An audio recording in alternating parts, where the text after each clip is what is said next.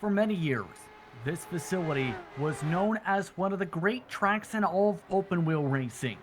Many legends found victory lane here at this racetrack, from drivers like Foyt to Rutherford, from Unser to even Wally Dallenbach at one point, from Unser all the way up to McCluskey, and several other big drivers all made their names here at the Milwaukee Mile. It was just 1 year ago as well in this series that Travis Bennett took the victory after winning by more than 5 seconds. Tonight, for the second time in this series' history, they get ready to go racing at one of the all-time greats. It's the Milwaukee Mile. And we're about to find out who can come away with the checkered flag here tonight on the Global SimRacing channel. Good evening, everyone, and welcome to the virtual Milwaukee Mile in West Allis, Wisconsin for the Global SimRacing channel's coverage of the Ultimate Conquest Online Racing Association Throwback Indycar Series presented by 94 Motorsports. Tonight, it's the Camp Harvey 200. I'm Justin Prince. Alongside the booth tonight is DJ Clark. Behind the scenes is our director, Sean Ambrose, and he's using cameras provided by Dougie Beard. These drivers have been preparing for this race for the past 50-plus minutes. What's the best way to drive around this track? Let's take a look at your GSRC lap guide for the best way to find out.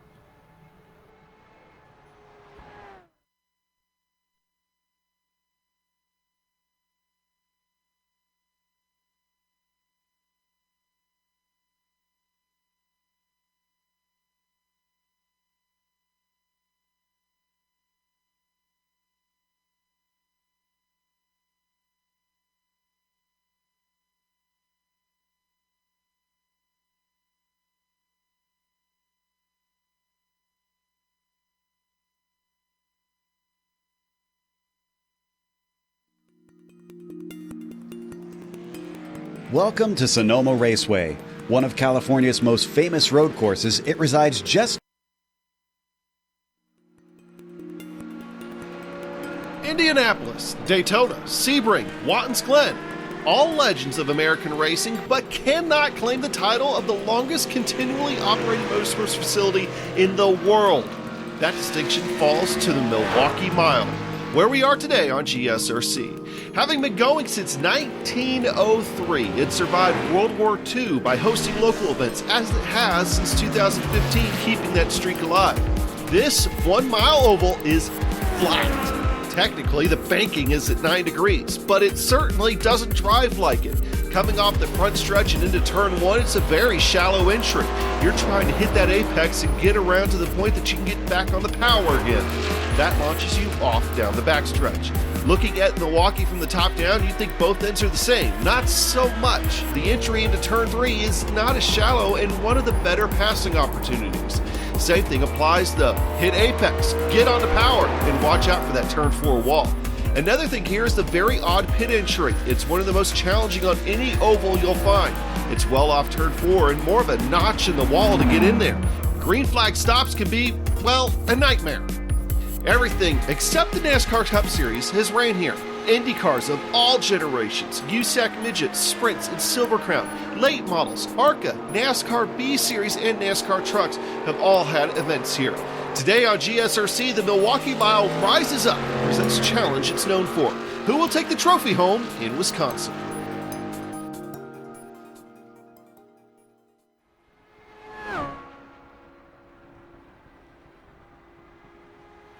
That was a look at your GSRC lap guide for the Milwaukee Mile. Now let's bring my broadcast partner for tonight, DJ Clark. And DJ, how will these cars drive tonight, in your opinion, here at Milwaukee?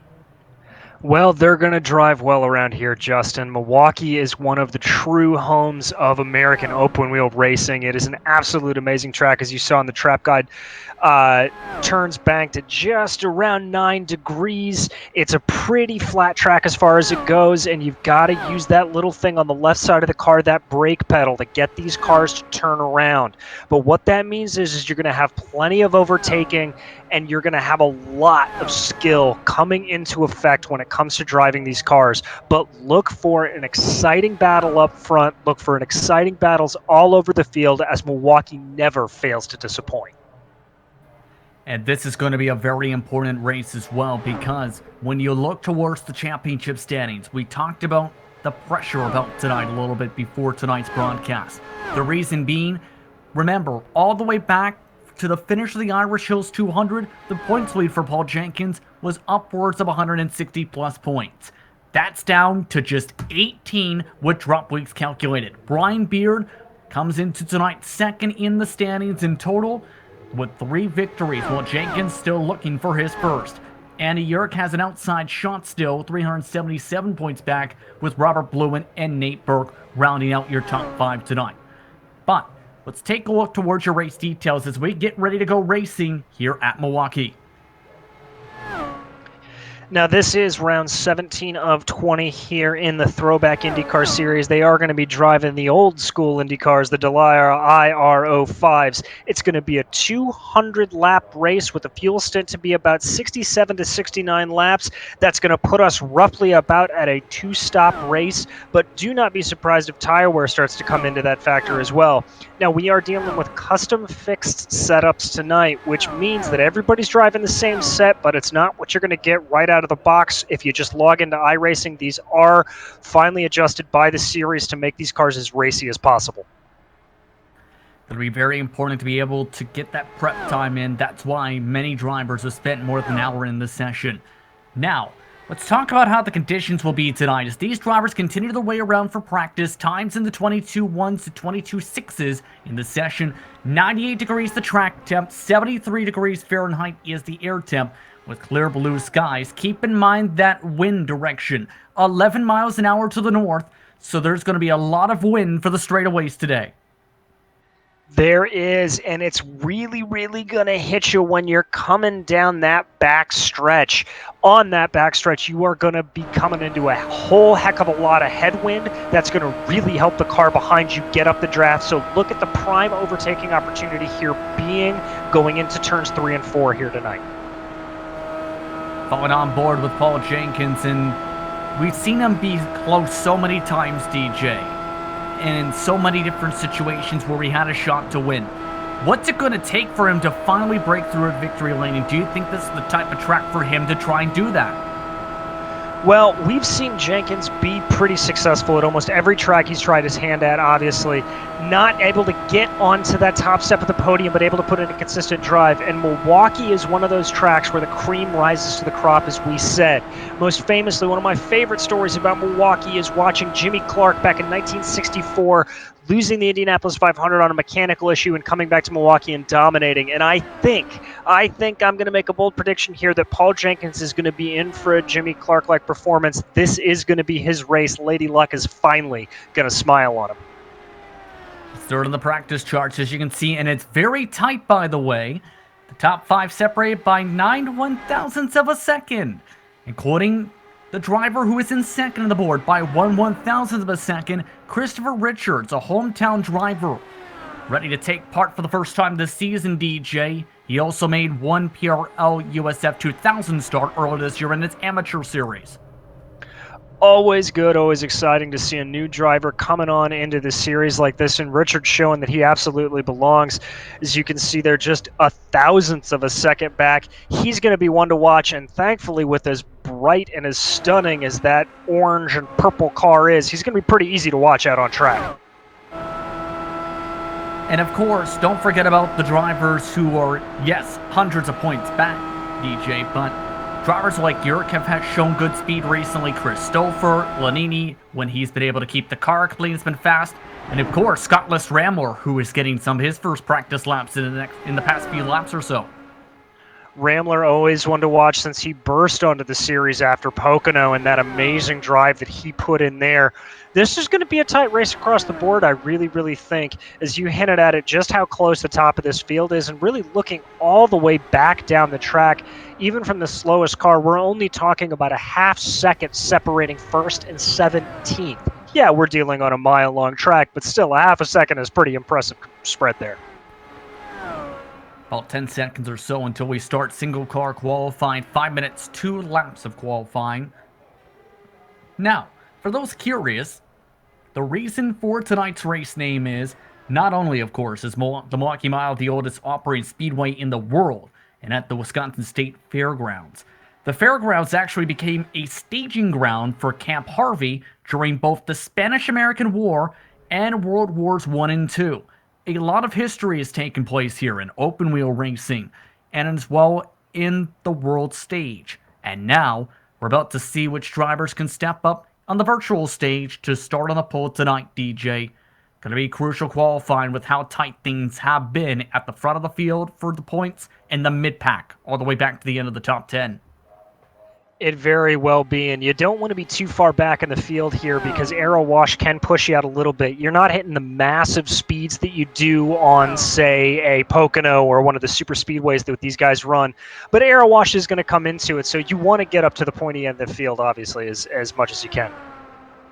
Taking a look at Paul Wildridge, one of the first drivers on the track who nearly smacks the wall down towards the back straightaway.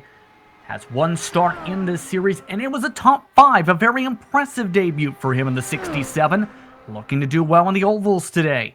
To keep an eye on your qualifying throughout this session, as well as your race drivers and your favorite teams as well, be sure to go to gsrc.tv to keep up with all live timing and scoring tonight.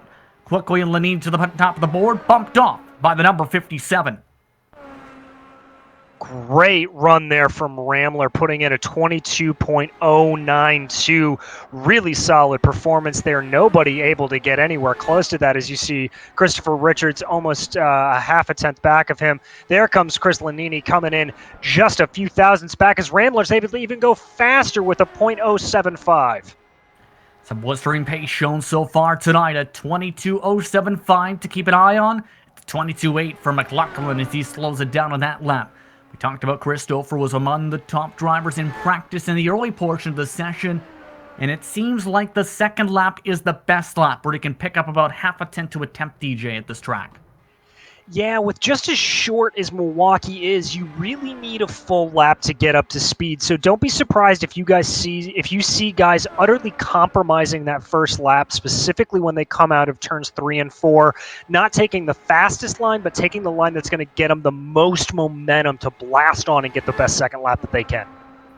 Seen there, Christopher lost time in his respective time around as Jenkins a 22 flat that gets him up to second. Good run from Jenkins there. He's going to be pleased with that as he goes about here. As we ride on board with another newcomer, Joe Hutchins there. And here you see Christopher crossing the line. He's going to be almost identical to his previous time with a 22.194. As here comes Justin Kirby crossing the line at a 22.176. That's going to put him back in 6th place.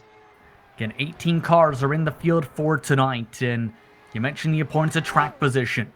Drivers like Stouffer you see trying to get some extra lap times. Should be no surprise, your purple lap time set by your defending race winner at this circuit, Travis Bennett, a 22.030. Mega lap there from Bennett as he's still got more to go on it. Clearly not paying attention to any of the advice that I've given. As you see him pulling there wide, I guess this was his second lap. He's going to just kind of sacrifice that second lap, knowing he is going to be utterly fast. As we see here, Wupker coming across the line with a 22.181. That is going to put him back in 8th place. Warm-up lap now for Andy Urick. He is among one of the last drivers on track. Nate Burke will also be expected to come on track, as well as an extra lap here from Wupker to try and see if he can improve from a 22.1. He does. Gets him up to the top 5. Now the attention focus is on this machine. Urick has had some competitive runs this season and is looking to try and start up towards the front. A 22.193. That's at the back of the grid. Not a good qualifying run to start. That's right in front of Rick Rayvon, in fact. Urick's going to be disappointed there. That's just going to be too far back, and it's going to put him right in the back of the pack. He's going to be hoping for some yellows maybe to come out, try to spice up the field a little bit, get him something else to be able to push himself forward. That second time around, he couldn't push the time up. That leaves a couple other drivers on track. Rayvon, as you can see, trying to get some extra laps on the track. Well, Nate Burke just put in the final driver who can put in a time while up on the board. The number 28 machine that bumped him up to P7 on the speed charts.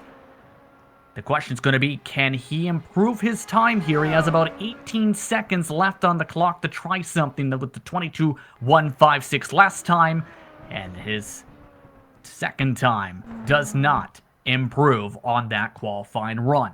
Now, before we head towards your grid, I'd like to remind you of the Top Qualifier Championship, brought to you by D2 Race Designs. They specialize in creating personalized and customized sim racing peripherals, as well as providing the RC racing community items that make their days at the track more organized and efficient. The season's top qualifier will win a customized button box, all thanks to the kind folks at D2 Race Designs. Brian Beard entered tonight as that point leader by 75 points over Paul Jenkins, with Andy Yerk, Nate Burke, and Eric Jeffers inside the top 5 in the standings, separated by 159 points. Of course, Jenkins with a chance to close up that gap after Beard is among your drivers who do not put in a time. All of that was also the fight tonight for the iRacers Lounge Pole Award. Tonight, that award will go to Travis Bennett. Your 2019 winner at the Milwaukee Mile will be looking to try and be the repeat winner at this circuit as we get ready to go racing and get ready to see how your grid will line up tonight. It's going to be a good one no matter what happens here. As you see our pole sitter there, Travis Bennett, just striking the car out, getting everything straightened up as we are getting ready to grid and go live. Just about all the cars are on the track. Let's take a look at how they will line up for this evening's race. 18 cars expected to take the green flag tonight, with Travis Bennett and Scott Rambler on the front row, separated by a few 100ths of a second. Paul Jenkins starts in third tonight, with Chris Lanini on the outside of row number 2. Jeff Wubker will start in 5th position, with Christopher Richards and his first start of the season. Hometown driver from Milwaukee will start in 6th. Nate Burke will start alongside one of the major drivers from last round's race. Paul Wildridge will look to try and carry momentum as he'll start in front of Justin Kirby and a driver with a new sponsorship. It's the Hutch Sports machine of Joe Hutchings. Starting off today in P11 is going to be Chris Stouffer. Outside of him in 12th place, it will be Andy Yerk. Rick Ray Vaughn in 13th. Owen McLaughlin in 14th. Tyler Gore starting off in the 15th spot in row 8. And behind him, the drivers who did not set a time, Mike Ellis. And then in row 9, Brian Beard and Christopher Mastrison. And it looks like to me that I do not see Brian Beard on this grid, Justin. Unfortunately, not able to make the start of this one, believe, so that is going to be crucial, as Beard will likely, at the very least, have to start from the pit lane. So as these drivers roll along, let's remind you of your spotlight drivers for tonight's action. Andy Yerk, among your top competitors, expected to be up at the front much of the evening, will have to start from 12th position at the number 27 machine. Third in the point standings entering tonight. Your other stout spotlight driver was scheduled to be Eric Jeffers, who is 5th in the qualifying points. Fortunately not on the circuit this evening. The spotlight driver is brought to you by Midwest Simulations. You watch the track, we'll watch the rest. Use the promo code THROWBACK for $5 off a set of their Spotlight's visual spotting system. Find out more at MidwestSim.com. Pace truck making its way down the front straightaway. Bennett running to bring them to the green flag. We're underway for the Milwaukee Mile. Great start there from Rambler, able to really put the power down on the outside. He's going to lose out to Bennett, but he will be able to carry the momentum down the backstretch. Both of those cars fighting into that headwind, and they're going to dive down into turns 3 and 4. Bennett able to hold on to the bottom side for now. Rambler, though, insistent on trying to get the top to work, while Paul Jenkins trying to pick up valuable points. All with Bennett, with Brian Beard still not on the racetrack quite yet. Top 4 broken away. They are really starting to separate themselves out, as here comes Paul Jenkins trying to take a look on the inside there. Rambler going to have to back off just a little bit. That's going to compromise Jenkins on the exit, but he's going to be able to stay right there with him. Rambler just diving this way and that, trying to find anything he can get to get around Travis Bennett in the early stages of this race. Fastest lap so far goes to Jeff Wubker in 5th position. But one of the main things is, can drivers get the pass? Rambler wants the pass early, takes the bottom line, move the 57 up to the front. Now here's the thing when it comes to this bottom line, usually in a lot of different cars, DJ, you lose that bottom groove in 3 and 4, you're going backwards. Oh, very much so. You lose that bottom groove anywhere on this track, you will go backwards. What you need to be able to do is stick to that bottom line all the way through the corner. Milwaukee's not a track where you could really look at trying to do an early apex or a late apex to try to carry speed in or out of it. You've got to stick low the entire time, otherwise it'll just run away from you and you'll be going backwards faster than you can imagine. You can see some of the snaking already, trying to figure things out. Bennett with a chance to work inside the draft. And there is a bit of shifting here with these cars as well, at least a couple gear shifts per straightaway with these cars tonight. There are. It is very much a workout, and hopefully you've got to hope that these guys have their force feedback settings turned down just a little bit, because if not, with the lack of banking here, it can be absolutely exhausting to drive even on a sim like this. As you see there, that's Jenkins making the move in for second, and Lanini slotting in behind him trying to make the move on Travis Bennett. Bennett struggling early on. He nearly scuffed the wall, in fact, out of turn 4, as Lanini scuffs the rumble strips and nearly snaps it around. Here comes Justin Kirby and company. They're going to take advantage of Lanini going back there. If you get down too low, that is the catch-22 of this track. You need to hug that line and get as close to that wide line of rumble strips as possible. But if you actually touch it, it will immediately unset the car. That's really heads-up driving from Chris Lanini to be able to keep the car going in a straight line. I know if it was me, I would have been lost into the wall, so kudos to Lanini. Think back to Phoenix, though. This blue and white machine you see up in the middle in Kirby was one of the favorites to win that race until he binned the car down the front straightaway. What do you think's going through his head knowing he was so close to winning that time, and this is a track where he might have a shot today? Well, I think at this point, in order for you to be successful, you've just got to focus all that out as he makes a diving move down the inside of Bennett. He's going to hold that line, wash up a little bit, but block off the counterattack from Bennett, so kudos to Kirby. You just have to focus all of that out. You have to focus exactly on 3 things, and that is where your foot is on the throttle, where your foot is on the brake, and where your hands are on the steering wheel. You cannot think about what happened beforehand. That is the only way you are able to keep going forward as a racing driver. Ramore, by the way, already nearly a full second ahead, all while drivers right. You see on board Travis Bennett have been going backwards so far. Not been the best of starts for your pole sitter tonight. No, he's just starting to lose the car a little bit in these early stages, not getting the power down. But the truth of the matter is Milwaukee has a lot of rhythm to it. Obviously, you're dealing with 2 corners that are the exact same, but if you get into a good groove, you would be amazed at the tenths you can just shave off. So even if he's moving back here at this early stage, he may be able to come back a little bit later in the race as we start to cycle through. Don't count him out just yet. There is a couple groupings of cars, by the way, because there's this lead group you see here, led by with the back cars being Ray Vaughn and Burke. Then there's a massive 2-second buffer to 10th on back. Hutchings, Richards, Yerk, Wildridge and company have lost a ton of time to the race leaders. They're running 22 7s to 23 3s. The leaders are in the 22 4s. Just not having anything to hold them up there. As you see there ahead of them, that's Joe Hutchings just locking up a little bit on the exit there. Not sure if that's a computer error or if that's him actually locking it. But these guys running slow, but running a good little battle back here. Just back and forth action. Nobody really letting up at all. Now keep in mind, tonight they do have some flexibility on the tire sets if things get a little bit hectic tonight. 4 sets in the pits, 5 total for this race. As we talked about, though, the fuel mileage is about a 2-stopper on the gas mileage.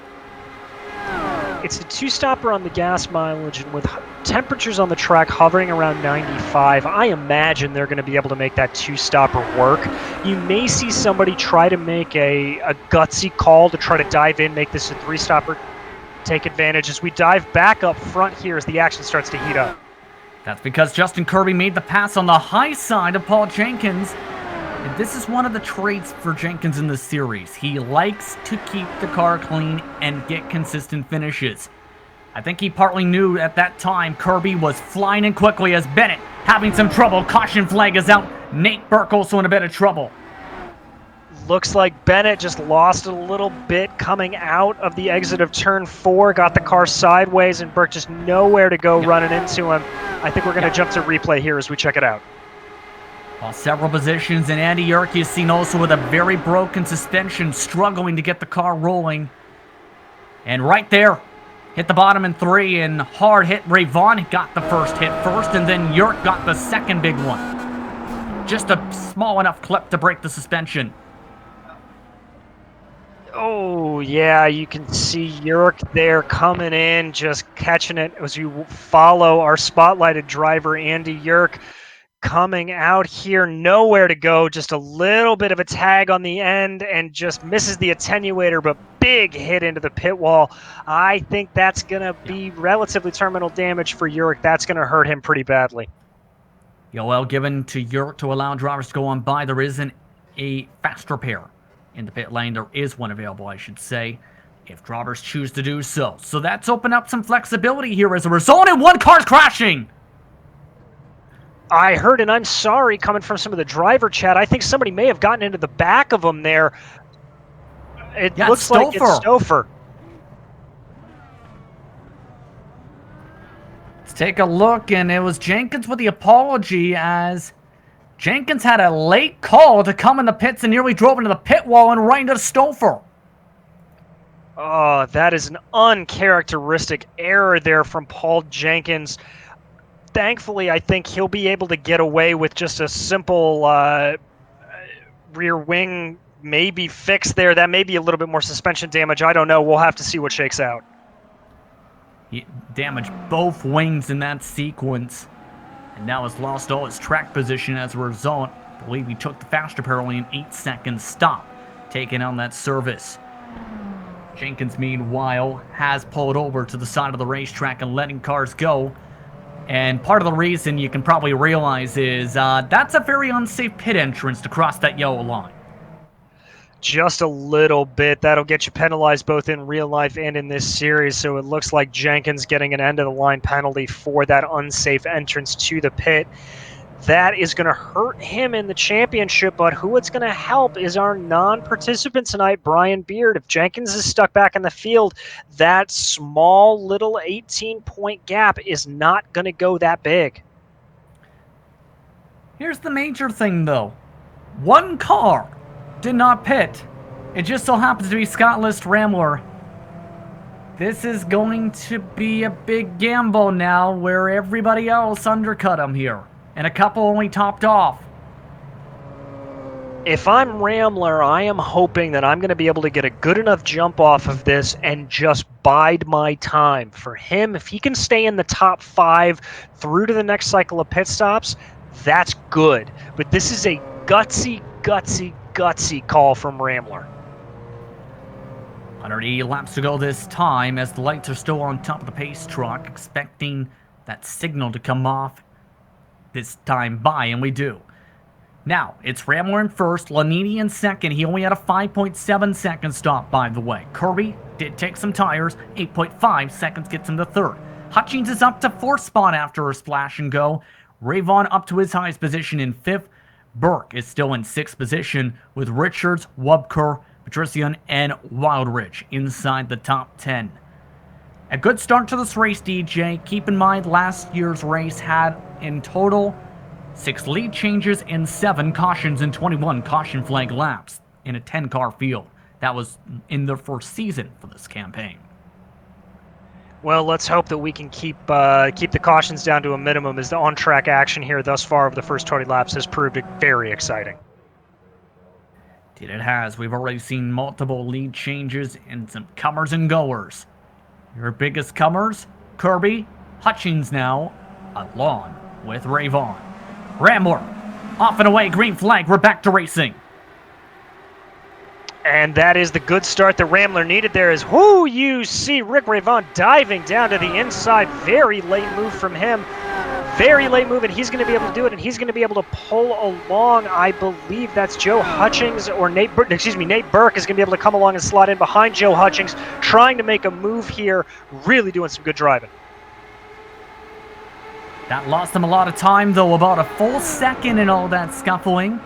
One of the drivers also moving up quickly is Nate Burke in the backdrop. You've seen there the second pack is already about a full second plus behind as well to all of this. So, that's some of the moves coming in as battle for second. Kirby, big run on Lanini. He has the fastest lap of the race and now has made the move. He has. I thought Lanini was maybe going to be able to carry some momentum around the outside, but he's able to just get by him. Justin Kirby's able to get by him, that is. And he's now going to set his sights on Rambler here, trying to get him to take advantage of with those old tires on Rambler's car. Remember, Kirby, a very competitive driver, as we talked about in this series, and as well as several other different campaigns. He can be quick. The downside is Rambler just set the purple lap of the race despite having a bit older tires. Not too much older, though. No, that decision to not take new tires working out here from Rambler. I think maybe just those a couple extra gallons less of fuel may be able to offset any sort of grip penalties that he has down the straightaway. Yep. So Rambler looking good. After all, the car does get faster the later it goes. Even with the tire wear factored on in, it's about a 6 to 7 tenths of a second gap between him and the rest of the field at the moment. Packs have started to close up. You see in the backdrop a little bit as Lanini and Rayvon have closed in. Drivers like Stouffer, though, are trying to rebound after some of the contact in the pit lane. He's back up to 7th in the number 7 car. He's back up to 7th, making a good move there around Jeff Wubker, and now he's going to set his sights on Joe Hutchings, already starting to pull a little bit of a gap here on Wubker, but Bennett taking a look up the inside of him as well, Wubker as well, as they're going to go side by side down the main straightaway. That's going to be them trying to push out to the outside, and we're going to see, it looks like that's going to be able to be Bennett taking it around. Yes, indeed, and there's also some scuffling back here, you see. Among the drivers now pulling away a little bit. You see in the backdrop, Richards and company. You also have Waldridge and Matricion side by side. We talked about that number 67 a few times at the road course. Came away with the top 5 at Sonoma. He did, and it was a heck of a run there from Wildridge. Wildridge, who's a very experienced driver across the board, doing a really good job as we see him here leading this pack of Wildridge and Jenkins behind him. And so, you know, he's an experienced driver, and a track like this apparently seems to suit him well, and kudos to him for it. He does have to deal with Jenkins, as mentioned, though, who had that major mistake that we have rarely seen from this season in this series. Now looking to rebound as this pack is running in the 22 5s and 6s. Your leaders are running in the 22 3s and 4s at the moment. Speaking of that lead, by the way, Kirby is now getting faster than Rambler, but does have the dirty air of note at the front of the field compared to, say, the clean air here as up the track goes the 67. Just a little mistake there from Wildridge is going to send Jenkins up the inside. He's going to say thank you very much and take that spot and bring that's Christopher Mastricion right alongside with him. Wildridge just getting past like he's standing still there, and Andy, you're going to take a look at him going into turn 1. That's what happens at the Milwaukee Mile, am I right? You make one mistake, it opens up the door for everyone else to try and dive through. Exactly. You have got to hold your low line. You try to go high here, say goodnight, Gracie. I guess so. As off and away goes Matricion. York a bit now shuffle back to 15th, by the way, and all of that scuffling as one car loose on the bottom of the track. That's Tower Gore. Caution is out for the 47. Looks like he just lost that. I think that's a solo spin there from Tyler Gore. I didn't see a whole lot of contact. We'll take a replay here. See him diving back, looking to the inside. He's going to be looking, coming in out of turn 4. He's going to go 3 wide down the main straightaway with Wildridge and Yurt. Going to push it really hard, take that super low line, hold it. He's going to come, and there it is again, Justin. Those rumble strips just coming up to bite you. Hit him a couple times, and for good measure, also drives his front wing into the wall. So for a second time tonight, caution flag is out. And this is the chance to offset. We'll see if Rambler takes the opportunity or keeps the lighter car here in the 57. He's elected to come in and pit. And guess what? He's brought much of the field with him here. A couple have stayed out, though, in Kirby, Burke, Bennett, and Richards and company. they're, I think, looking at Rambler's times from that previous stint going, yeah, you know what, I can do that. And so they're going to stay out and hold the field here as we see everybody pulling out. And that's a very, very slow stop from Rambler. Rambler, 8.2 seconds. Stouffer ended up taking a 4.2, 5.2 for Lanini in that sequence. So I believe some mixed strategy is part of the reason there, though, because some drivers may be trying to bank up their tire sets for later on or trying to keep at least those in mind. That's why Lanini, for example, jumped him.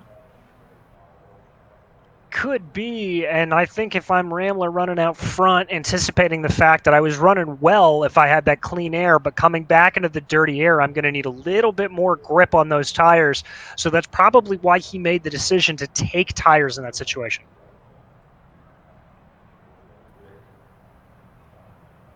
Now, the 47 given for strike for tonight, as mentioned, 2-strike policy for this event, by the way.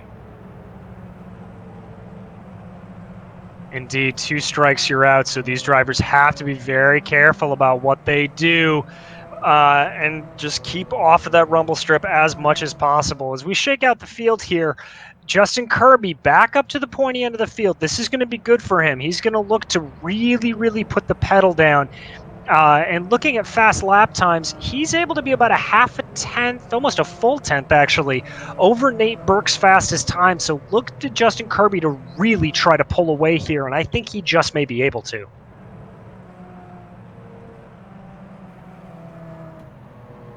We'll have to see here. +8 for Kirby on the race. By the way, +5 for Burke, +12 for Matricion, -9 for Rambler at the moment.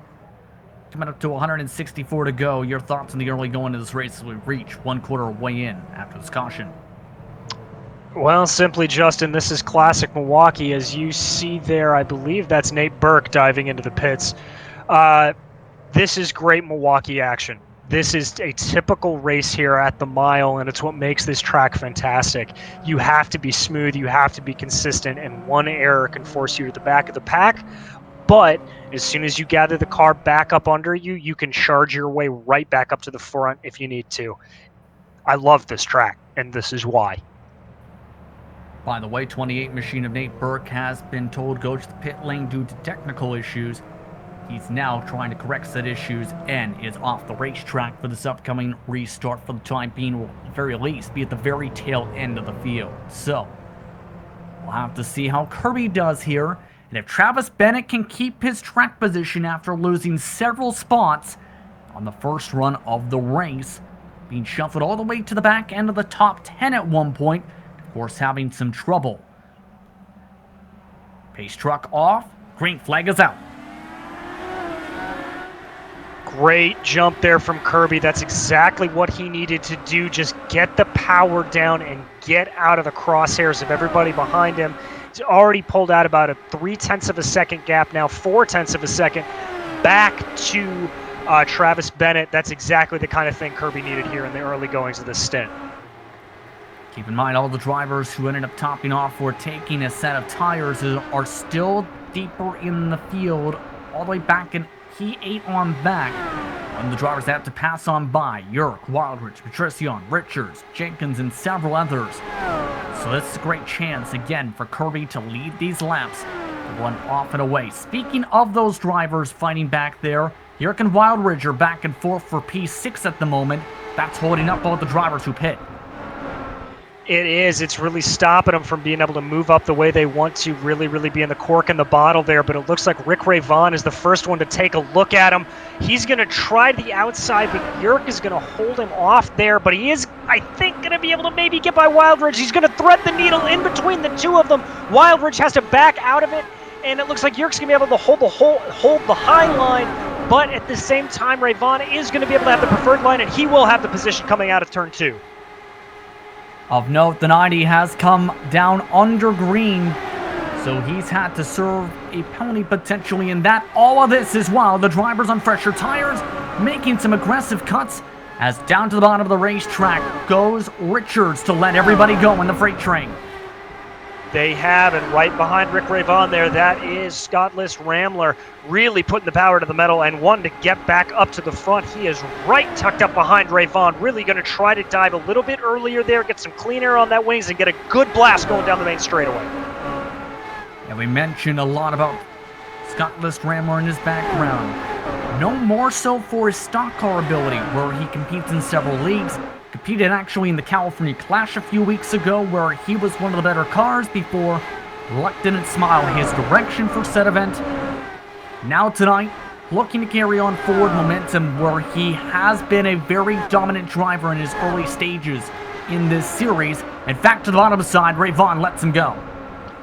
Smart move from both of them there, recognizing the Rambler just had the run, and Rayvon going, you know, I'm not going to fight this. I don't want to get too aggressive. We are less than a quarter into this race. Rayvon, though, staying right up behind him. I think they may try to play a little bit of leapfrog here, use each other's draft to get up to the front and help them springboard towards the leaders. But still not yet back on the racetrack, by the way, in the 90 machine.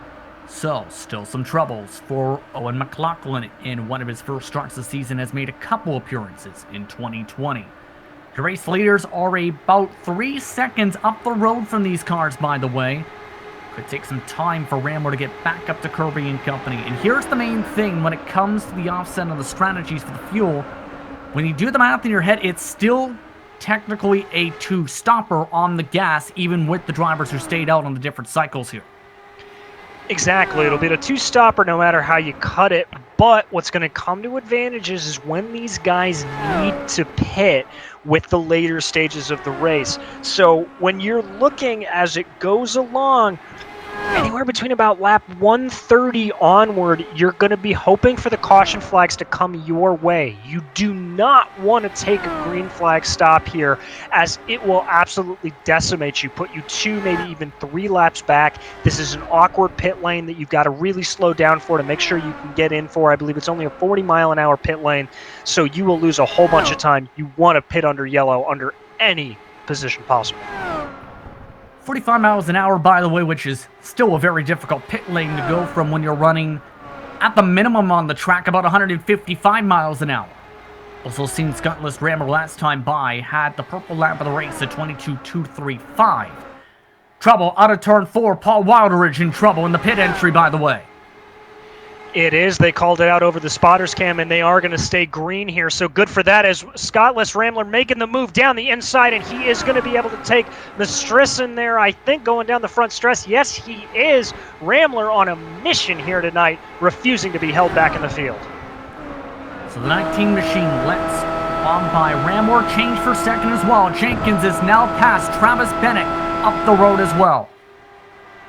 He has Jenkins fighting back from that early kerfluffle in the pits and wanting to reassert his dominance on the championship, knowing that Brian Beard couldn't make this. This could be the make-or-break race for him with only a couple of stages left to go in the championship. If he can pull out a win, hopefully, or even a podium position, it may be the breaking point for Brian Beard. It's about 2 seconds back your race lead, and keep in mind that 57 is a-coming. And quickly. He's the fastest car on the racetrack, too. So the question's going to be how this all factors in and how drivers try and manage, say, the fuel mileage, or if they try and play the patience game here in these packs. That could very well be what Travis Bennett is doing, as we've got a yellow out on the track. Number 7, Christopher in trouble. Off of turn 4, brings us back to yellow. He's back going, however. Trouble out of 4, able to pull it back and get going, as you said there, Justin. We'll jump back to a replay, try to find out what happened to Stouffer. We can see it here coming out of turn 2 there. He's going to be headed down the back stretch. Everything looks fine and dandy. Up there it is, just gets down, touches that rumble strip, and good night.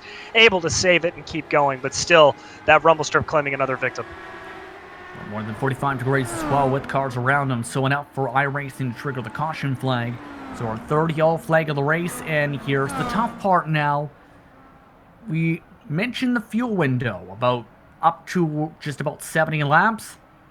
By the time we get back on our way, it'd be about where you'd still have to make one stop, but it's still a very tight one stop. 146 to go this time.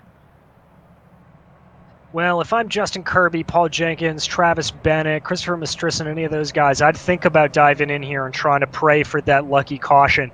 Everybody who made the later stop, they're going to want to stay out. As you see it here, yep, indeed, a lot of those late stoppers staying out. The surprise being Christopher Mastrissen staying out and holding on to P2 here. Interesting call from him. So 4 drivers did stay out. Ramler, 19 machine, Ravon, York. One of the drivers who stayed out, should also note, by the way, Mike Ellis and Webker stayed out. First out of the lane, Kirby, Jenkins, Bennett, Richards.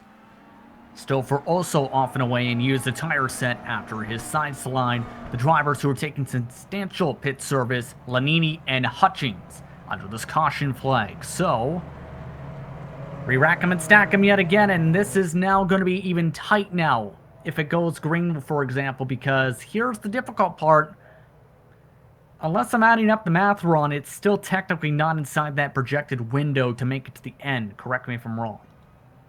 No, I think you're right, and the biggest one that's going to be a disadvantage out of that is going to be Mastrissen and Yerk, who are definitely going to be out of it.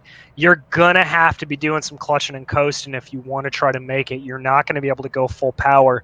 It is possible to do around here, but you're going to lose a lot of time. It's not like you're running on a super speedway where you can tuck up in 6th gear and just stick behind somebody and lay off the throttle and keep up to speed. You will notice a fall off in lap time if you try to save fuel around Milwaukee. Lanini has parked his machine after running up in the top 5 at portions of the evening in the 92. He's now your second driver off track. Beard also, as mentioned, off the track at the moment. But to get back to that clutch and coast method, it's not as easy as a stock car either, by the way, where it's been talked about by some where it happened actually in one of the main official IndyCar races for the modern car, where drivers did it, and we're losing 3-4 seconds a lap at the Worldwide Technology Raceway. It's not an easy method to do. No, it's not. And everybody will point you to the direction of Alexander Rossi in 2016 and his amazing eco run to the flag to win the 100th running of the Indianapolis 500. For the record, I was in turn 4 for that race. He ran out of gas directly in front of me. It was amazing. But the thing with Rossi is that Rossi had a teammate helping him the entire way. On a big super speedway where you're keeping it flat more, he had Ryan Hunter-Reay directly in front of him to act as a good tow. You're not going to get that here at Milwaukee in the same way you can't get that at Gateway. To try to save fuel here, you are going to be looking at not tenths lost per lap. You're looking at seconds, as you said. So it is very, very difficult. Currently at the moment, 14 drivers on the lead lap as the lights are out on top of the pace truck. To reset, it's Ramler, Tersian, Ravon, Yerk, Ellis, Wubker, Kirby, Jenkins, Bennett, Richards. Your top 10 this time around. Ramler has been one of the dominant cars tonight in pace. Has led majority of the laps in the early going. Justin Kirby has led whenever they've gone off sequence. Pace truck is off. Green flag is out again. Amazing jump there from Ramler as Ravon going to dive down the inside of Mastrissen. That's going to leave him hanging around the outside. Andy, you're going to hope to capitalize on it, but not being able to do it as they're going to go 1, 2, 3, 4 now into turns 3 and 4, and that's going to be Ramler, Ravon, Mastrissen, and Yerk. So a great launch again by those drivers, and keep in mind again, your drivers who pit are as deep as 6th still in all of this. It's currently Kirby who leads that group right behind Ellis, and that's about 2 seconds already behind once again. But as we've seen, if you've got the pace, you can close up the gap. Scott West Ramler just about did that the last run before the caution. He did, and you see there that is Kirby and I believe Ellis really trying to fight their way and get up there. And Jenkins taking a look up the inside as well right there along with Wubker. That's really the good battle here to be watching. Let's go back towards that direction if we can. That's the 37 of Mike Ellis that's currently getting freight trained. It was the last of the drivers who stayed out as the 3 wide Wubker and Jenkins. Ellis into the pulsing machine trying to hold it up top. Travis Bennett now trying to follow suit as they're double wide. I think Paul Jenkins just saw his life flash before his eyes when Wupker came down on him there. But everybody able to keep it clean as they're going to go side by side again through turns 3 and 4. Wupker going to lose out a little bit. That's the 97 machine, and Bennett able to take it up the inside. Not able to get the full power down. That's going to be. They're going to be able to hold it down and keep it stationary. As Bennett now trying it again, trying down the inside. He's going to have a little bit of a better run here, but they're still going to be absolutely neck and neck as they dive into 3 and 4. Be very important here as Wupker trying to hold on to the 97. Oh, this while Christopher lurking in the wings in the number 7 machine. He's had a couple mistakes tonight. He's had some bad luck in some other circumstances. Now, thinking about it, still trying to draft off of Wupker. Just waiting, I think, for Bennett to try and clear here before he makes the cut. Yeah, Stouffer very much is playing the waiting game. As there you saw, that was Bennett washing up just a little bit into Wupker, and that's going to give Wupker the advantage. But Bennett, once again, taking that low line, able to hold it down. I think that's all she wrote on that battle. He is going to have the preferred line. But no, there, ooh, I thought Stouffer was going to make that 3 wide. As here goes Bennett going through, and Stouffer right behind him trying to take advantage of the mistake there by Jeff Wupker. Off and away he goes to take away the position. And so, Wupker dropping back once again, and keep in mind that's actually an interesting paint scheme on the 97 tonight. For the Milwaukee Indy Fest, he's ran similar colors throughout the season at 97. He has a good view of the battle up in front as the 7 wants to get by the 14. Gonna take it a little bit low. Ooh, I thought they may have made contact there as Stouffer really trying to press his advantage here. Holding that outside line on Bennett. Bennett letting him go. That's going to open up a little bit of a door back to Jeff Wupker. And that battle is now going to be the one to watch as Chris Stouffer able to make his way up into 7th place. So Stouffer looking a little bit pacier. It looks like Bennett at the very least has the short run pace, but not the luck. Some more trouble. It's Mike Ellis. No caution. Tyler Gore also losing a couple spots. We stay green as the 37 was among the drivers who lost control off of turn 4 for a moment. Lost a little bit of control, but able to gather him back up and stay green here as we complete lap 67. As you see there, Stouffer starting to pull away from Bennett. Bennett trying to take a look here or two to the inside, but not really going to make it happen. One thing to interestingly mention, Scott List Rambler, he's gone. And when I mean gone, he is gone. More than a second plus pulled away in the span of the past couple laps. He is 0.2 of a second quicker than anybody else in the field.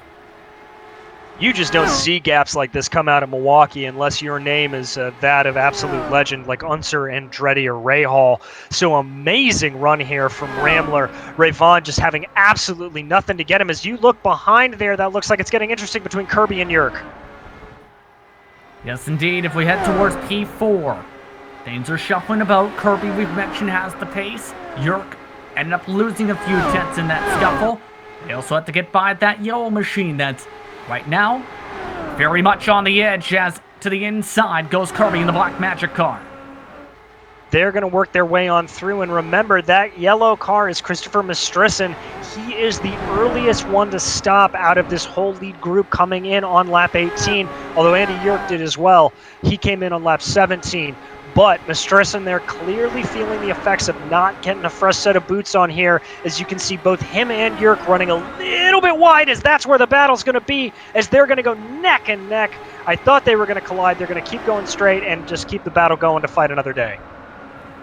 And it seems like once we get about 15-20 laps on the tires, that's where cars have either been snapping loose or plowing tight off the corner in turn 4.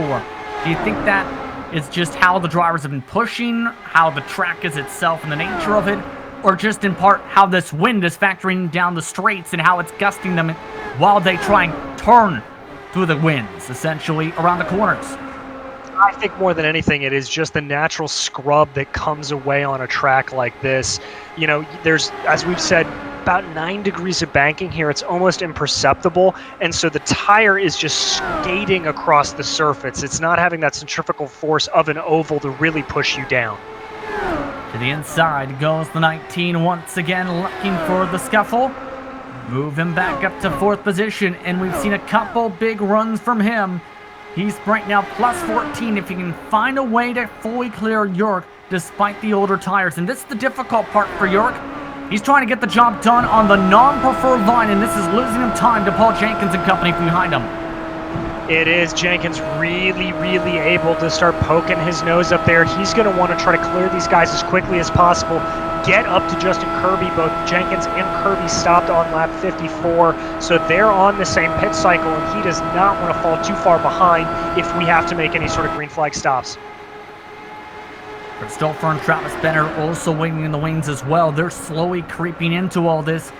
This fight is in the 22.6s for lap pace. The cars behind, when they have the space to breathe, in the 22.4s. To the inside now, looking to scuffle. Again up the track goes the 19. Will he give him the space to let him go? Believe so, possibly. Also, fight for second. Kirby and Rayvon are also scrapping as Kirby has taken that spot. As you see it there, Kirby able to get right in front of Rayvon, but Rayvon taking advantage of that headwind down the backstretch to get himself right up behind him, right under the gearbox there of Justin Kirby. He's going to try to just stick as close with him as he can down the backstretch, or down the front stretch rather. Watch for him to try to make a move here down the backstretch and take advantage of that headwind once again. He's trying, but Rayvon way up the racetrack, so loses some time, in fact, going into that north direction winds. In that air grouping we mentioned, by the way, the 19 indeed let some cars go to the point where he's letting by just about everyone. 4 positions potentially lost in the span of 4 laps now for the 19, and does lose them all. That's Wubker and Stouffer able to get the move around Christopher Mastrissen there. As you can see him just falling back in line. Now remember, Andy Yerk actually stopped 1 lap before Christopher Mastrissen, but he was hanging back a little bit more, not putting as much pressure into those tires, so able to hold on to it. But as you're seeing here with the way Paul Jenkins, Christopher, and Travis Bennett are really pushing ahead here, Yerk's starting to come to the end of the tire life on that set of Firestones. Early the stint for some of these drivers has gone to massive lengths. The last time Yerk pit, by the way, 63 laps ago. That was a couple cautions ago, yes, but he is now approaching his first pit window of the race here in the next couple. So is the 19. They're going to start to come into a true danger zone here if they are not careful, because they are going to have to get into the pits under green flag conditions, and that will be absolutely deadly to them. Look at their absolute maximum window, I think by my calculations here, is going to be around lap 90, so they've got about 8 more laps to pray for somebody behind them to brush the wall. And with this being the longest run of the race, if there is trouble, there is the likely chance of drivers coming in with the opposite strategies. It may shuffle things about. Speaking of shuffling, Paul Jenkins, he wants his chance to cut underneath Yerk, knowing the fuel situation. Knowing the fuel situation and just taking advantage of those worn tires there for Andy Yerk, just not able to get the power down smoothly coming out of turn 2. He washed up the track, and that's what led Jenkins in there. Is you're going to see Stouffer here, and it looks like Travis Bennett starting to take advantage as well. We talked about it with Christopher Mastrissen. We've been talking about it all race. You get offline, say goodbye to your positions. These guys have done a decent job on trying to defend these lines and carry momentum down the straights. You can only defend for so long, though, at a track such as this. There goes Stouffer, there goes Bennett, and now all the drivers have been shuffled about, and now they're in that danger spot with only a couple more laps left in that window. The other drivers on the track can go upward of another 30 to 40. On the radio, Joe Hutchins is now pulling into the pit lane. The 62 is now ducking off the track. It's an interesting call there from Hutchins. I wonder if there is some sort of damage on the car, as this is not going to put him in any sort of a good area in terms of strategy. He was towards the back of the field, was only about 28, 29 laps in. See if Hutchins stays in the car or if he goes off cycle. Is getting out of the car. He looks like he may be done for the night. So that may be a third car out, as there goes him out of the cockpit. So now it's the interesting mark of When do the scheduled stops begin and not the ones where drivers are saying, let's tap out? I think you're going to see these guys try to go as far as they can. And these guys obviously talking about that's going to be Andy Yerk and Christopher Mastrissen, as well as those are the only two guys that are in the need to make a pit stop window. Yeah. They're looking at about 2 laps more maybe, and that's it. And the air drivers have to come in at about 15 laps or so. Ray Vaughn among those. Ellis among those drivers. Rambler among those drivers. Then, just about everybody else can push on for an extra 25 to 30 laps. As I believe they're trying to signal over the radio that they're thinking about at least the 19 may be doing so. Yes, indeed, the 19's coming in this time. And here is going to be the moment we're going to see just how many laps down here Christopher Mastrissen is going to go. That's going to be a big indicator to the rest of the field. Also, be wary and look to see what his times are when he comes out. That's going to be an indicator for some of these guys. Maybe they're going to want to come in a little bit early, especially if you're sitting in the Scott List Rambler or the Rick Ray Vaughn position where you need to have another stop. You're not going to be able to make it on just one more. 10.6 seconds in the pit stall, 27.7 in total in the lane. Off and away goes. Only about 1 lap down, though, not 2 laps down, just in front of Rambler by about half a straightaway. Still, that's a lot of time to have to make up, especially since, well, there hasn't been too much fall off tonight. Rambler just started hitting some of the fall off where he fell off by 0.2. That's it. Rambler may just be able to make this work and keep it going as you see him here making his way around the track. We're going to have to see. This is where the thinking man's game of an IndyCar oval race comes into effect. This is the strategy time. We're going to have to see what they do. I'm amazed Andy Yerk hasn't come in yet. He apparently has just found a magic fuel reserve. By the way, that was Mike Ellis. That is lap traffic they're starting to have to deal with, and that's going to be a potential factor if this run continues as well. It is. Rambler able to pretty quickly dispatch them there. As we jump back to P4 here, as we've got a good battle shaping up. And they'll have one less driver in this group. The 27, Andy Yerk, has indicated on the radio, what are your spotlight drivers? He is coming into pit. There he goes for his scheduled stop, meaning an extra couple more laps. It's now 3 cars in this group in the battle for 4th as a result. All these cars are on the same cycle. Well, we talked about it earlier with Andy Yerk, and I said that he may have been trying to save his tires. It looks like he was saving a little bit of fuel there as well, able to magically eke out a couple of more laps there over Christopher Mastrissen. I think that has the potential to help him as we go along. He may be able to make this work just a little bit better, but as of right now, they're both going to end up a lap down, and if a yellow comes out, that's going to put them in a very, very tough position to come back from. Longer pit stop, by the way, for the 27 of Yerk. 11.1 seconds, 28 seconds in the lane. He's been jumped by the 19 machine. Again, all those cars, along with Ellis, who still has to come in for a stop in about 10 laps or so, are all pinned 1 lap down at the moment, coming up towards halfway in the next couple laps or so. And this is now, it looks like, again, where it's just get into a rhythm mode. They're actually gaining time, all these cars, on Rick Ray Vaughn, who's losing a 10th a lap because it seems they're all just drafting together to get an extra bit of speed. It's a strategy you see come into it in a lot. If you remember and watched the Indianapolis 500 this year in the middle of the race, you saw Alexander Rossi and Scott Dixon pulling this off, where they just sort of leapfrogged each other to pull away from the field. It's a good strategy because not only are you doing that, but you're saving a little bit of fuel. And as we've seen, that may just be the difference with these guys.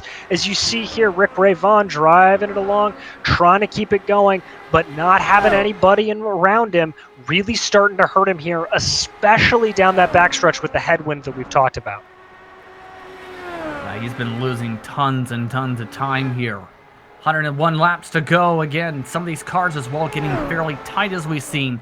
Ray Vaughn's nearly scraped the wall trying to time up his entry a couple times we've seen. Stouffer's already nearly scraped the wall on corner exit a couple times, and that's checked up Travis Bennett a couple times. So the aero push seems to be coming into play as well as that wind still. Indeed it has, as we are going to be moving around around here trying to figure out what's going on. Ooh, getting really close there with Bennett. I think Bennett just, again, has that option to save. Just past halfway last time by. 99 laps to go this time by in the Camp Harvey 200 at the Milwaukee Mile. Again, 10 cars on the lead lap. One of them just indicated they're pitting. The last car on the lead lap, the 16 of Richards, is coming in, and it's an off-cycle call as well, where he's only 47 laps into his stint. Interesting call there from Richards with 47. I would have thought he would have been able to make it to the end, so clearly he's knowing something we don't hear, or that may just be a miscalculation on Richards' part. I'm not sure. Should note that he is not jumping out of the car. He is off and away on an 8.1 second stop for his service. These cars as well have stayed in their slipstream train. Now the focus also comes towards, we're a couple laps away from pit stops for the number 57, 1, 97, and 37 for scheduled stops. Their window is now open. They have to come in the next couple laps, and in turn, these cars will be now the train for second spot, with Kirby being the current net leader with all this cycling through for the time being in the 43, who is 5 seconds up the road from these guys. Kirby really just kind of running his own race around here, so that's certainly something that he's going to be happy about. He has had to deal with a little bit of lap traffic, and that may have been able to make him pull out a little bit of extra that fuel mileage as we talked about. But we're going to have to see what happens with Ramler here. As we've talked about, I do not think it's going to happen, but it looks like number 1 is coming into the pits. Wapker also came in and also sent it a little bit stronger, brought a bit of tire smoke up. Also hearing that Ramler planning to come in this time by as the race leader, he's now into the pit lane as well. You can already tell based on the spinning of the tires, these cars really want to go, especially the drivers in them, as soon as the jacks come off. Very much so. Very easy to get a little bit too much power and just absolutely floor it. I know I can speak for my own self when I say that I have ended up in the outside of the pit lane wall many a time by that error. As you see Scottless Rambler coming out of the pits here, pretty decent stop from him. We'll have to see how it shakes out. So at the moment now it's Kirby who's the race leader by 5 seconds. Now it's the strategy call of what decision will work the best, because if this run continues the way it is, DJ, here's the thing. 1, there's going to be more pit stops, yes, but 2, the timing of how much fuel you put into the car is going to be one of the main differences here in the closing stages and how light some of these cars could be. Exactly, and if I'm looking at Justin Kirby, Chris Stouffer, Paul Jenkins, any of these guys that stopped on our last caution period at lap 54, these guys are going to have to probably put in just about a full tank of fuel into the car. That's going to take a full length of pit stop. However, if I'm looking at Scottless Rambler, Rick Ray Vaughn, Jeff Wubker, these guys that just came into the pits, they're not going to need a full tank. It's just going to be a splash and dash, which means they're going to be stationary for less time, and it may just give them a little bit of an edge on the track. By the way, you may have noticed the Aerolex and Skidmark Motorsports machine of Paul Jenkins did let Stouffer go as the pit stops began.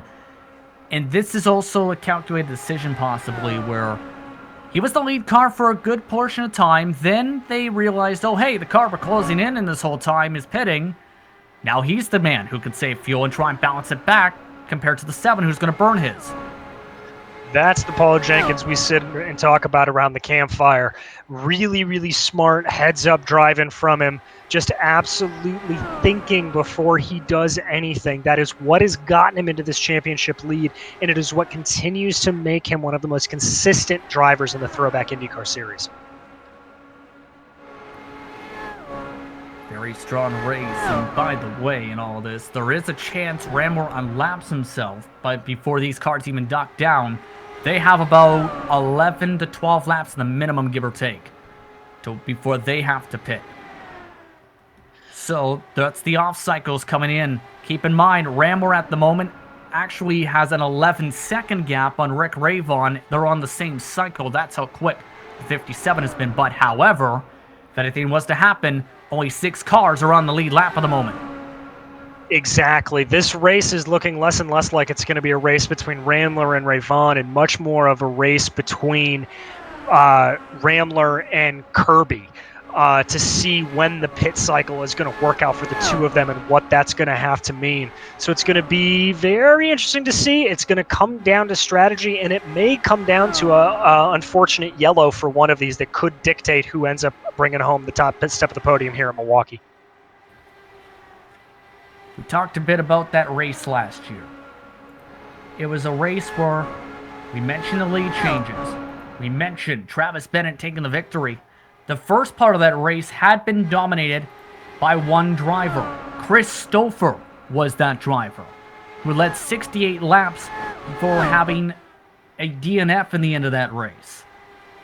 Only ran 76 laps that day, but led 68 of them.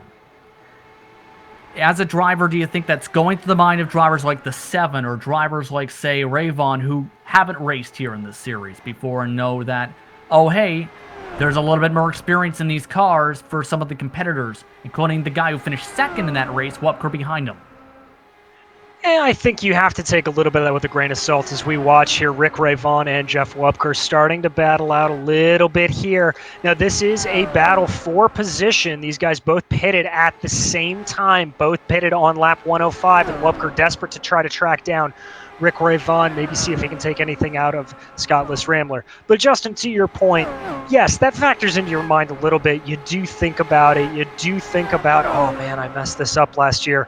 But at the end of the day, when the gloves come on and you strap down into the sim, you've just got to block it out. Because if you're thinking about your past and not what's in front of you, it's gonna just throw you off and throw you off and throw you off. If you are not just utterly present when you're driving one of these Indy cars at these incredible speeds, you might as well be in the wall.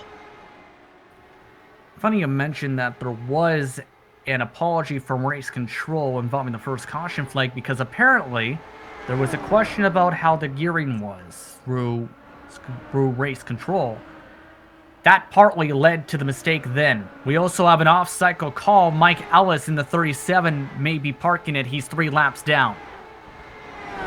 Yeah, I think from Ellis, he's taken a look at it and recognized that he is running dead last. Yeah. Doesn't really have much to get up on Paul Wildridge, and he will be able to park it and safely take on P14. So that's Ellis out of the car tonight.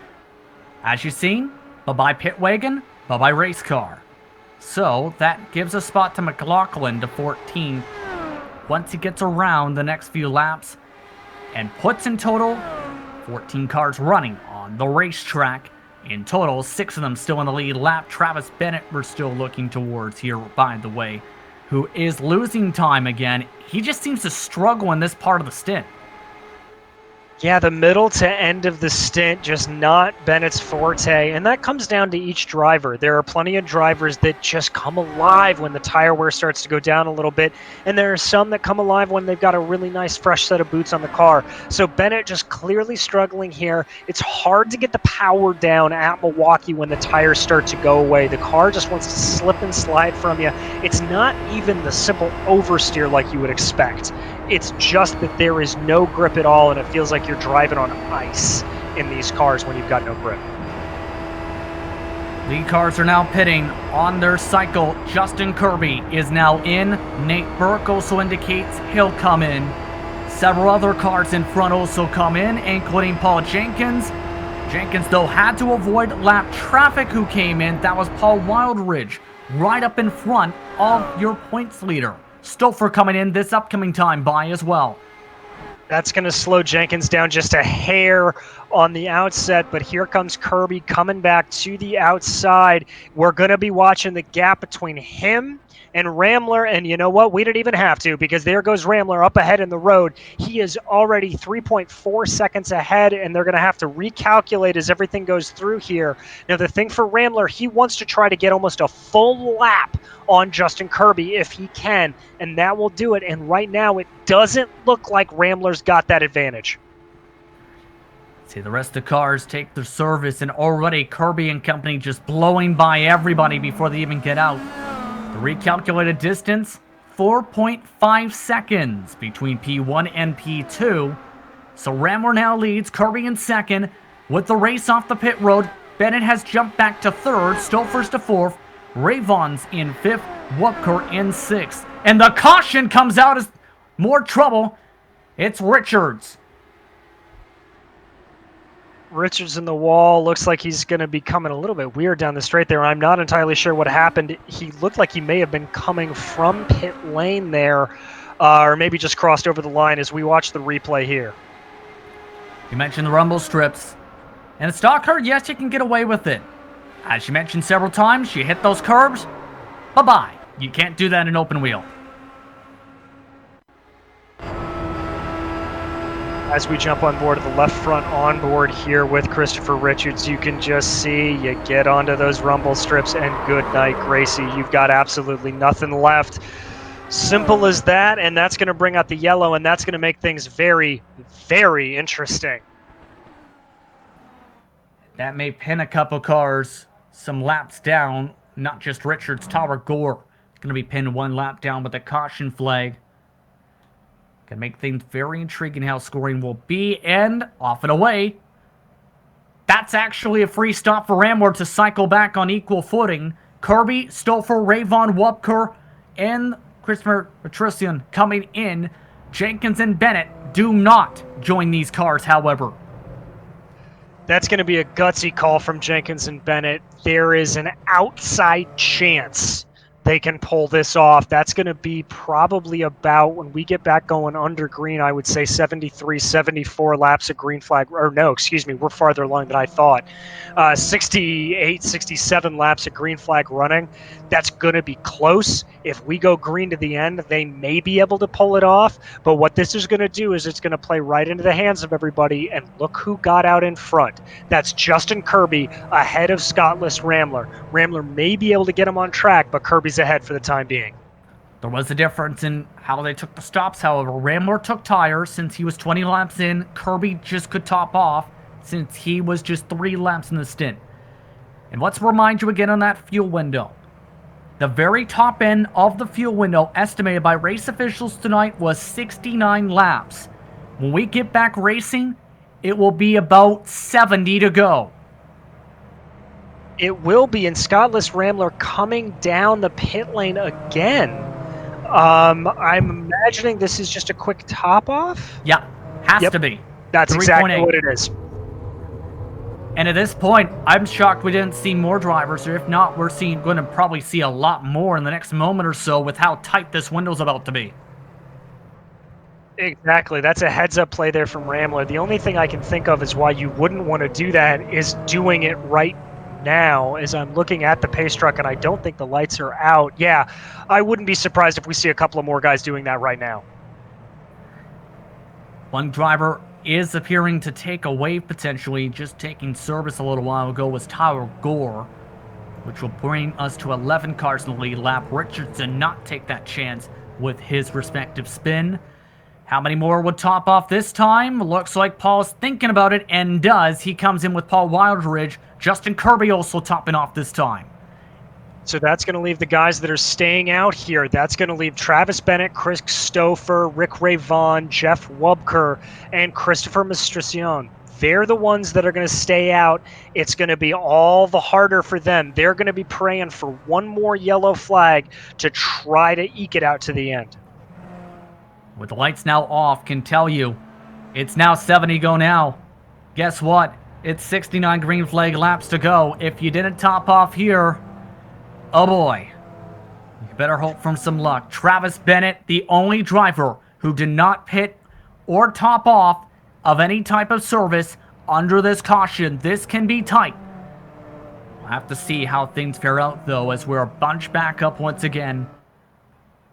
It's Bennett, Stouffer, Ravon, Wupker, Patrician, Burke, Yerk, Jenkins, Kirby, Ramler, Gore on the lead lap. Pace truck is off. The 7-Eleven machine hits the gas. Good start there from Bennett. He's going to try to gap a field, pull a little bit of a Scottless Ramler. Rick Ray Vaughn able to stay up a little bit closer behind Chris Stouffer there. That's going to be a good run from him. See how long Bennett holds on, though. That's the main thing that's hurt him all race, is He's been good for a few laps, but then falls off by a few tenths. And now, with the pressure behind, Stouffer and Ravon closing in fairly quickly already after the jump. They're really keeping the pressure up here as Ravon and Stouffer seeming to swap back and forth of who's closer to whom here. But it looks like now Stouffer really starting to put the pressure onto Bennett. As you see there behind him, Christopher Mastrician really starting to put the moves on Nate Burke there, trying to get around. These two have been battling for the past 2 laps. See that towards the backdrop as Wubker having some trouble. I think Wubker blew the engine. Wubker blows his motor. The 97 now in trouble. Yep, he just called out over the radio. That is a disabled car going down. He is going to be able to get it to the pits and pull off. So no yellow flag. That is a little bit of a heartbreak there from Travis Bennett. Yeah, that's going to end up also at least costing a lap for Wubker. Let's take a look on board and keep an eye on that gear. Take a listen. He's riding that car in 6th gear. Here we go.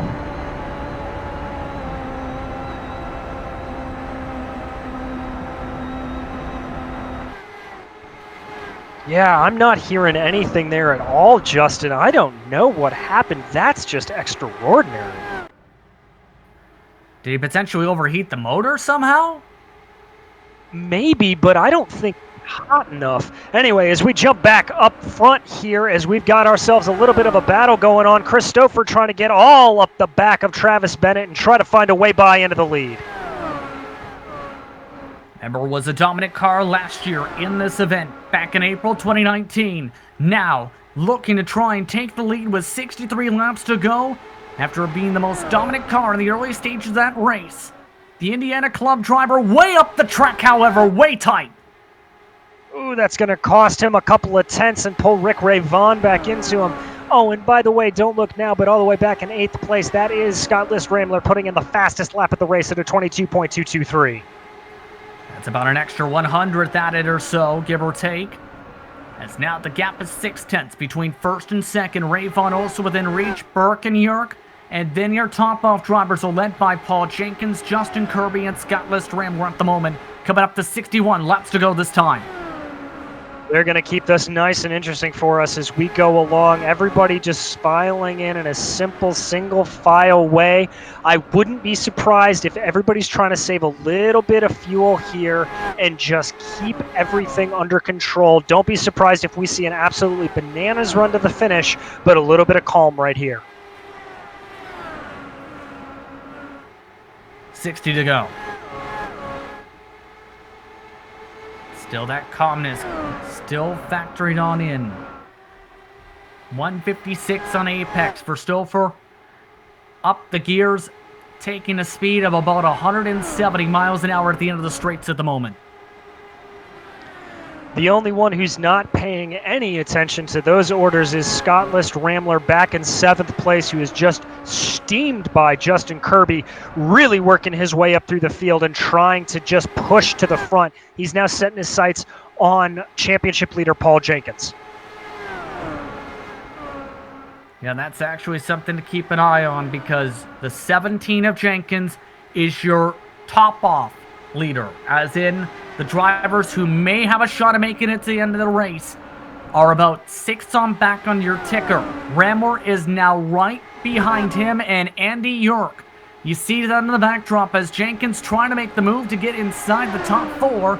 The player's car giving some space as Rambler tries to dime in the corner.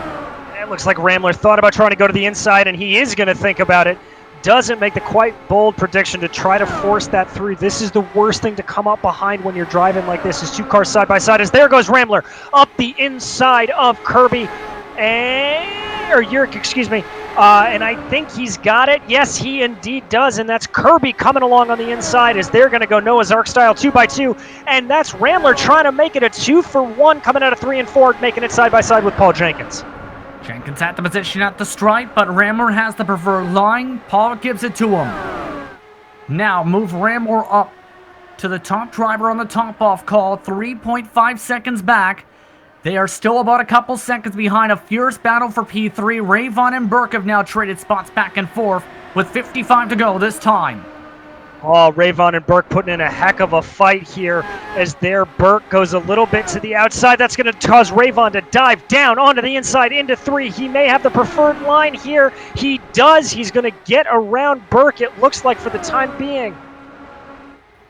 And yes, indeed. And this has closed up the gap. They've lost about a second or so in this scrap. And already it's a similar call to what we've seen before. Once those drivers can get lined up, they can draft their way on up forward towards them by about a tenth or so.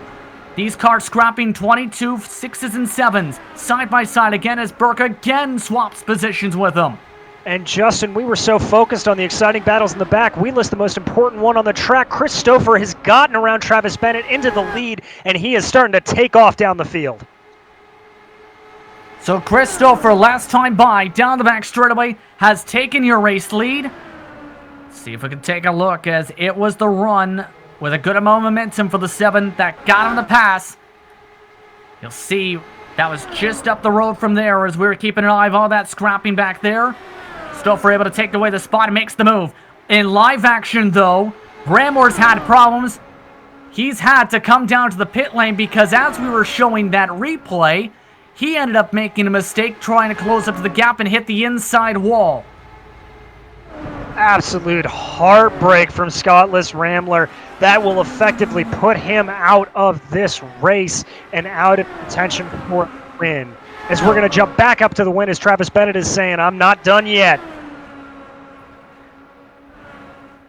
We'll see how Bennett tries to factor in here once again. 50 to go, this time by. And now 9 cars, just 9 are on the lead lap. One driver has blown their motor this run. Another in Scottless Rambler crashed to the inside wall after being the favorite much the race. And here you see the battle for the lead with Bennett and Stouffer.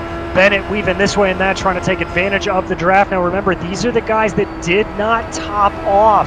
Who is the first one that topped off? That's going to be Paul Jenkins back in 5th place, your championship leader, who may just be in the best position here. But Bennett trying to take a little bit shallower of the line there through 3 and 4, get a little bit of clean air onto that wing, get something by Stouffer. He's going to poke out to the inside on the main straight, think better of it, and dive back into line. Same time, you have to think of it this way. As long as he doesn't get a major run, this allows Bennett to just save at the end of the straight right about here. And then be able to just fall in it again on that slipstream to try and make sure he can make it. They're on different calls, though. The reason Bennett is having to save so much, I think, here again, DJ, is Bennett didn't pit. He can't make it, in theory. Stouffer has a shot of doing so, if he gets draft, possibly, to save that extra lap. I think he does indeed, but the way Travis Bennett is just driving here, he's trying to drive the wheels off that thing. He is not trying to sit back and save fuel, so I'm not sure what he's thinking. He's thinking, I want the race lead, maybe. If he feels like he can't make it, that might also be the option where, if he feels the saving isn't going to help, he may try and push the issue. He pushes the issue on the bottom side. Stouffer, though, not giving up on the bottom side yet. Up the track goes the 7. Bennett still keeping it back and forth. Stouffer leads the lap. Bennett backs off. Really impressive work around the outside there from Chris Stouffer to just able to keep that power down and keep the momentum going. And he's going to drop about 3 car lengths now on Travis Bennett, who's going to have to recollect himself and figure out how to try to get by Chris Stouffer, because Stouffer is not letting him by. I mean, do you blame him? Not if at you're all. holding on for the race lead, you're going to hold on to that as much as you can. I never thought it was a bad thing, and I respect Chris Stouffer from doing it. He's doing it nice and clean. He's not weaving. He's not being shady about it. He's just driving the wheels off of that IR05. Yes, indeed, with these Throwback Indycar machines. The Throwback Indycar Series presented by 94 Motorsports. Should note that P5 has closed up in all of this as well. Jenkins and Kirby are also lined up astern, with Rayvon also in the wings. As you look from the back wing of your race leader, here's the look of that battle now specifically. Keep in mind, Rambler is a lap down after his crash to the inside wall. He is, and he's really got nowhere to go. The only thing he can hope on is maybe a yellow flag and people praying to come in for a final splash and dash, but I even think that's going to scupper Scott Ramler's day. As you watch here, this is Justin Kirby and Paul Jenkins as they are fighting for 5th and 6th right now. Kirby trying to go this way and that, figure something out, but Jenkins holding the line as of now. It's the best we've seen Jenkins run in terms of pace today. In the 22.4s is where he's normally been running. Whether it's been fresh tires, worn tires, or mid-range tires. Slowly creeping on in. Speaking of creeping back in, Bennett again looking to try and get around the 7, under 40 to go. Bennett got a little bit of a closer exit coming off of turn 2 there. He's going to try to keep the power down, keep up in that draft, just keep plugging away and do something here. As you look on from the back of Christopher, you can see Bennett just desperate to try to find any angle that he hasn't thought of, anything that can get him just that extra mile an hour to try to get past Stouffer. No dice quite yet, though. They still have a cushion about 4.3 seconds towards the drivers who had topped off, by the way. Still in the front of those cars, too, are Burke and Ray Vaughn. We mentioned Ray Vaughn has now been reeled in, less than a second between him, P4 and P5. Paul Wadridge is now also out of the race. He's jumped out of his race car into the garage area, so we're down to 13 cars on the circuit. 13 cars that have put in one heck of a run for us today as you continue to watch Bennett just trying to find anything for Chris Stouffer. I'm genuinely getting the feeling here that Stouffer's got a little bit more in the tank. He just doesn't want to use it. He may be just trying to clutch and coast a little bit as we talk about, yes, it's going to lose him some time, but I think he knows he has the advantage over Bennett no matter what, and he's just not trying to go as hard as he needs to. Change for position for 5th. Kirby has been let go by Paul Jenkins of note. So Kirby is now, of those drivers comfortable on the fuel, now moving forward. They also let Scottless Ramler go, who's trying to unlap himself. In the 57, remember, Ramler had pulled away by about 5 seconds or so. He needs to close up about that gap. And now he gets a caution flag. It's McLaughlin in the Indycar bringing out the caution flag. This is going to make things very, very interesting, as I think for Tyler Bennett, Chris Stouffer, the guys that weren't the late round top-offs, this will be able to get them to the end. As we watch here, Owen McLaughlin driving down into turn 3 there, brings the car down. Is he going to come across those dreaded rumble strips? He is indeed. Both tires on the rumble strips, going to spin the car right around and bring out this caution. And Emilio puts it on the tow truck, so likely his day may be done. He was 14 laps down, last car running. This may have just helped Bennett big time because he was tight on the mileage. Now it becomes the question, what do you do if you're the rest of the field, especially say if you have a set of tires available? If I'm Nate Burke, Rick Ray Vaughn, or Justin Kirby, I'm not even thinking, oh no, I lied. Everybody coming down the pits here.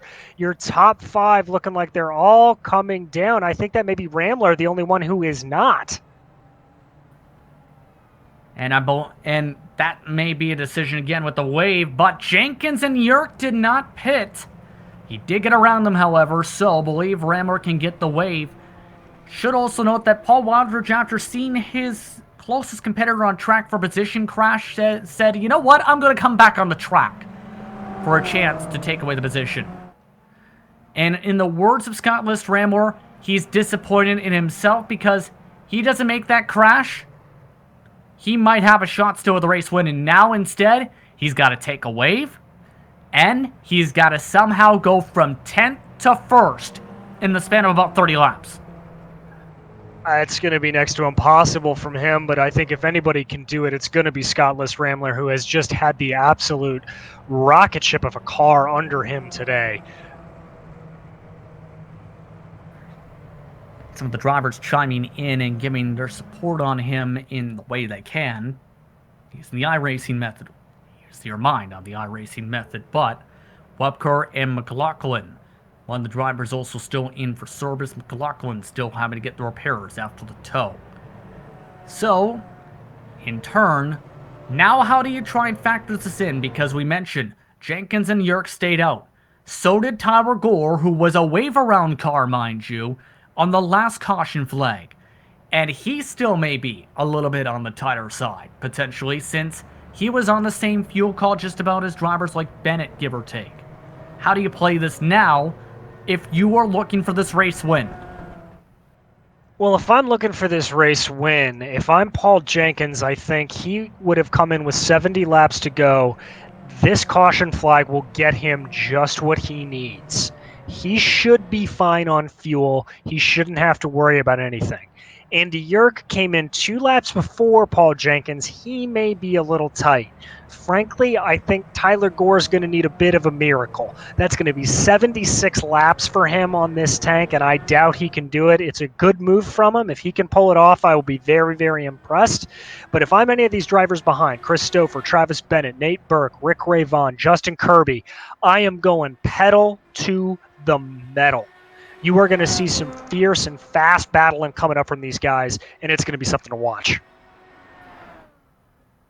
And as you see the wave around with the one to go signal and Scott List Rambler, who have to start at the tail end of the field, now it also becomes the question. Remember, Jenkins had let cars go and was conservative before. Now, it's his best chance this season for a victory, DJ. It is, but in the back of Paul Jenkins' mind, he's got to be thinking about the fact that Brian Beard isn't here today. He doesn't want a DNF. He wants good points. He's going to fight, but I don't think he's going to go completely bananas. Highest we've seen a car go up to the top line in 3 and 4 today for this restart. Green flag is out. Back to racing. 30 laps to go. Already cars jumping to the inside as Gore didn't go. They're 3 wide as Bennett tries to make the move. Gore gets swallowed up by Burke and Company. Stouffer may have to watch that, as that may be a false start penalty from him, as I think he got to the inside of Gore before the start-finish line. So that's going to be something to watch, but there is just frenetic action all the way through this field. Keep an eye on that as around goes Kirby again. Caution is out. And now the 43 again. A quick car on a short track. And again, bad luck strikes again. Just falling into the Kirby curse there. As you see here on the replay, he was banging wheels a little bit there with Tyler Gore, trying to make something work, getting a good run here to the inside of Christopher Mastricione. He's going to dive the car down to the inside, has to check up a little bit there from Richards. That's going to force him down onto the rumble strips and just send that car spinning. Avoids any damage, that's the bright side. With this caution flag, this is going to help Scott List Rambler, who can take a set of tires now. So now he's in a good spot still. And guess what? He's on the lead lap. He is, and that's a dangerous combination if I'm sitting up here anywhere from Justin Kirby up towards Paul Jenkins. Apparently no penalty there for Chris Stouffer, so I apologize if I misspoke on that. It was just an absolutely beautifully timed start there from him, able to jump several positions at the start.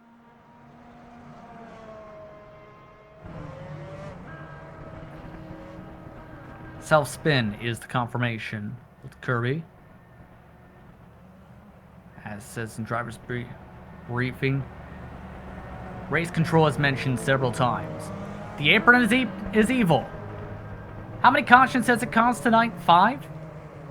5 or 6. I mean, it is pretty much, we haven't seen a whole lot of multi-car accidents. It's pretty much been solo car spins caused by the rumble strip or that apron. So that is the leading cause of damage here tonight at the Milwaukee Mile. Here's some of the crowd members going crazy as we get ready to go back racing in the next couple laps or so. It's Jenkins, Yerk, Stouffer, Rayvon, Bennett, Burke, Tristan, Gore, Kirby, Rambler. I have to say the 47 was eating alive on that start. just absolutely swallowed up whole. It looks like he may have started in the wrong gear even, I'm not sure, but just absolutely devoured from Christopher on backwards. I was hoping for a great little fairy tale story there from Tyler Gore, but hopefully he'll be able to learn from his mistake and make a better run on this restart here. There's a chance for it to still happen. It's the second start of this season. However, as long as he doesn't crash, he can get a top 10. That's the bright side. That's just got to be one of the main focuses here. 26 to go this time. And at this point, this is where the tire sets can also come into play, where drivers may be nearly out of them, or just to their last set, potentially, in the case of York. Exactly, and so I think from this point out, you're not going to see a whole lot of tire stops going in. Nobody really wants to come in and wait and spend that time. Want to go signal this time. We'll see how this goes, and remember, at 10 laps to go, that will become the mandatory blue flag calls if we get to that scenario. It'll be 25 laps to go when the green flag flies once again here at the Milwaukee Mile, and it's been a stellar show. Several different leaders, several different comers and goers, and now we may have some of our bigger stories of the season. Paul Jenkins still looking for his first win of the campaign, your points leader, looking to move his points lead back up to the 100 mark. Well, drivers like Ramler will start at the back of the field looking to jump them all. Green flag is out back to racing. And Jenkins with a good launch. Ramler at the back of the field, mind you, though, took Kirby 3 wide and squeezed along the outside line to move up to 9th. And Christopher diving down the inside here on Andy Yerk, trying to make him pay for a little bit of sleepiness there. And he is going to get that position, and Rick Rayvon's going to come along with him. Really good start there from Paul Jenkins. That was a Will Power style start, slowing down the field, bunching everybody up, and then just absolutely flooring it. Able to get him a little bit of an advantage, but not going to be able to save him from the clutches of Christopher here, as Stouffer puts Jenkins directly in his sights. Well, and fresher tires, remember, from behind by about 40 laps. The difficult part has been when Stouffer has gotten behind somebody, he's plowed up the track on corner exit. Now he tries to go to the bottom side for the race lead. Will Jenkins give it to him, or will he fight this? Rayvon watches the draft. The 7 on the bottom. Yes, indeed. Jenkins gives him the lead. Rayvon up to second. Here comes the rest of the freight train. That was the move of the race by Christopher, just putting it there. Jenkins just giving him a hair's width of advantages there. You see Rick Rayvon able to take the lead now away from Christopher. Stouffer going to try to fight back here. Travis Bennett also able to get around Paul Jenkins. Stouffer now going to try that same move, but Rayvon is wise to him, shutting the door on the exit of turn 4 as they blast down the main straight. 21 laps to go now as Rayvon looking now to hold on. Stouffer backing up the corner. Ramler with the fastest lap of the race. Fresh tires with a 22 flat. And less fuel in the car, so keep an eye on him. He's in 8th position, 2 seconds back. 5 cars, though, in the lead pack. 5 cars in the lead pack, and Rick Rayvon really playing well off of those corner exits, slowing the car maybe a little bit more than he normally would to just throw Christopher off there. Once again, playing a little dirty there from Rick Rayvon. I love it. Shutting the door really hard on Christopher, seeing the move that Stouffer did on Jenkins and not giving him to him at all. We're giving a little bit there, and Stouffer's going to take that inch and deal with a mile as he's going to power down the main straightaway and have the preferred line into turn 1. Rayvon backs it up. Give it to Christopher for the race lead. Travis Bennett looking now to make the move. And now the pack is completely closed up. The top 7 covered by 1.45 seconds. Ramler is there as the fastest car with Justin Kirby coming to. As Rayvon and Bennett now going side by side down the main straightaway. I swear you could have put a paper in between those two coming through 3 and 4, and they're going to do it again. I think the momentum's going to help Rick Rayvon here a little bit, but there's only so long you can hold on that outside line. Is Travis Bennett here really trying to do it? Rick Rayvon locking up that inside left front a whole bunch there, trying to hold on to this second place position. He doesn't want to give this up. Stouffer playing the lanes. Rayvon gives it up in turn 1 and 2. Back single foul, but what a run off the corner. Rayvon able to diamond it. back to second, and here's the look from Stouffer, and look, here's the look for the move. Great move by Ray Vaughn there, holding back, making us think he got in. And wow, Nate Burke making a great pass there, coming up the inside on both of those drivers. He's gonna get Travis Bennett through through 1 and 2. I think he's gonna. Oh, and Burke starts to lose it. He's on the grass, but he's gonna We're gonna stay green here with 15 to go. Move him out of contention, but guess who's here? Scott List Rambler is now less than a second from the race lead. Lost in all of that. We're going to jump on board here with Rambler as you see him in that popcorn position, just slowly reeling everybody in, trying to get it. He's gaining on Bennett slowly but surely. Ray Vaughn continually locking up those tires, just trying to push as hard as he can. Bennett diving a little bit lower there. I think Rambler's going to have him here in the next 2 laps. He is just absolutely on fire. He's made 2 starts in this series in 2020. At Pocono, he came so close to blitzing through the field to take the checker flag. Tonight, he's looking to try and win in his 3rd start. Can he pass 3 cars in the span of 13 laps? We'll have to see, as Stouffer is now pulled away by 0.35 seconds. The battle for second getting held up. He also has Justin Kirby coming behind him quick. He does, as you see up ahead of him there. That's going to be Travis Bennett trying to make a look here and there, and that's going to open up the door to Scott List Rambler. He's going to get a really good run off the line off of turn 4. He may have had to back it up just a little bit. That'll hurt him. He's going to have the preferred line. That's going to push Bennett up the track a little bit. He's going to be able to do it. Slides up, blocks off that pass. Bennett trying for the over-under, but he's not going to be able to do it. That's Rambler up to 3rd place. And Rambler now up to 2nd spot just about. Ray Vaughn trying to stick it. Rambler with the fresher and lighter car able to make the move. Rambler is the fastest car on the track by 0.2 of a second. And now it's down to him and Stouffer. Battle is still on for 3rd. Ray Vaughn gets clear and passes by Bennett, but 10 to go this time. Rambler has 10 laps and 10 miles to make the pass on Chris Stouffer. He's already closed up a little bit, as you see there behind him. Travis Bennett trying to make a move, but all eyes on Scott List Rambler, seeing what he can do. He's only about 0.3 of a second back, maybe a little bit less, cutting it down, cutting it away as much as he can, trying to catch up with Stouffer. Stouffer, for him, he just has to keep it focused. There, Rambler diving a little bit lighter, coming in hard. Yeah, it's going to close the gap even more. He's going to be in a perfect position here to make a move. 9 to go. Mandatory blue flags now in effect for the whole field. Rambler with the big run. With the hop of the wind to the inside. The Patron machine. Scott List Rambler. He's been one of the quickest cars all night. From 10th to 1st in the span of about 15 laps. He now leads at the stripe. Gets clear in turn 1. Stouffer not making it easy for him, but that was all set up by the fact that Stouffer just got a little bit onto the rumble strips, as does Rick Ray Vaughn there, almost going around. He's able to save it and keep going. He's currently in 5th place, but he may lose a little bit more as up front. Here goes pulling away Scott List Rambler. He now has about 1/10 of a second, a car length and a half advantage over Chris Stouffer, trying to pull it out here in the closing stages of this race.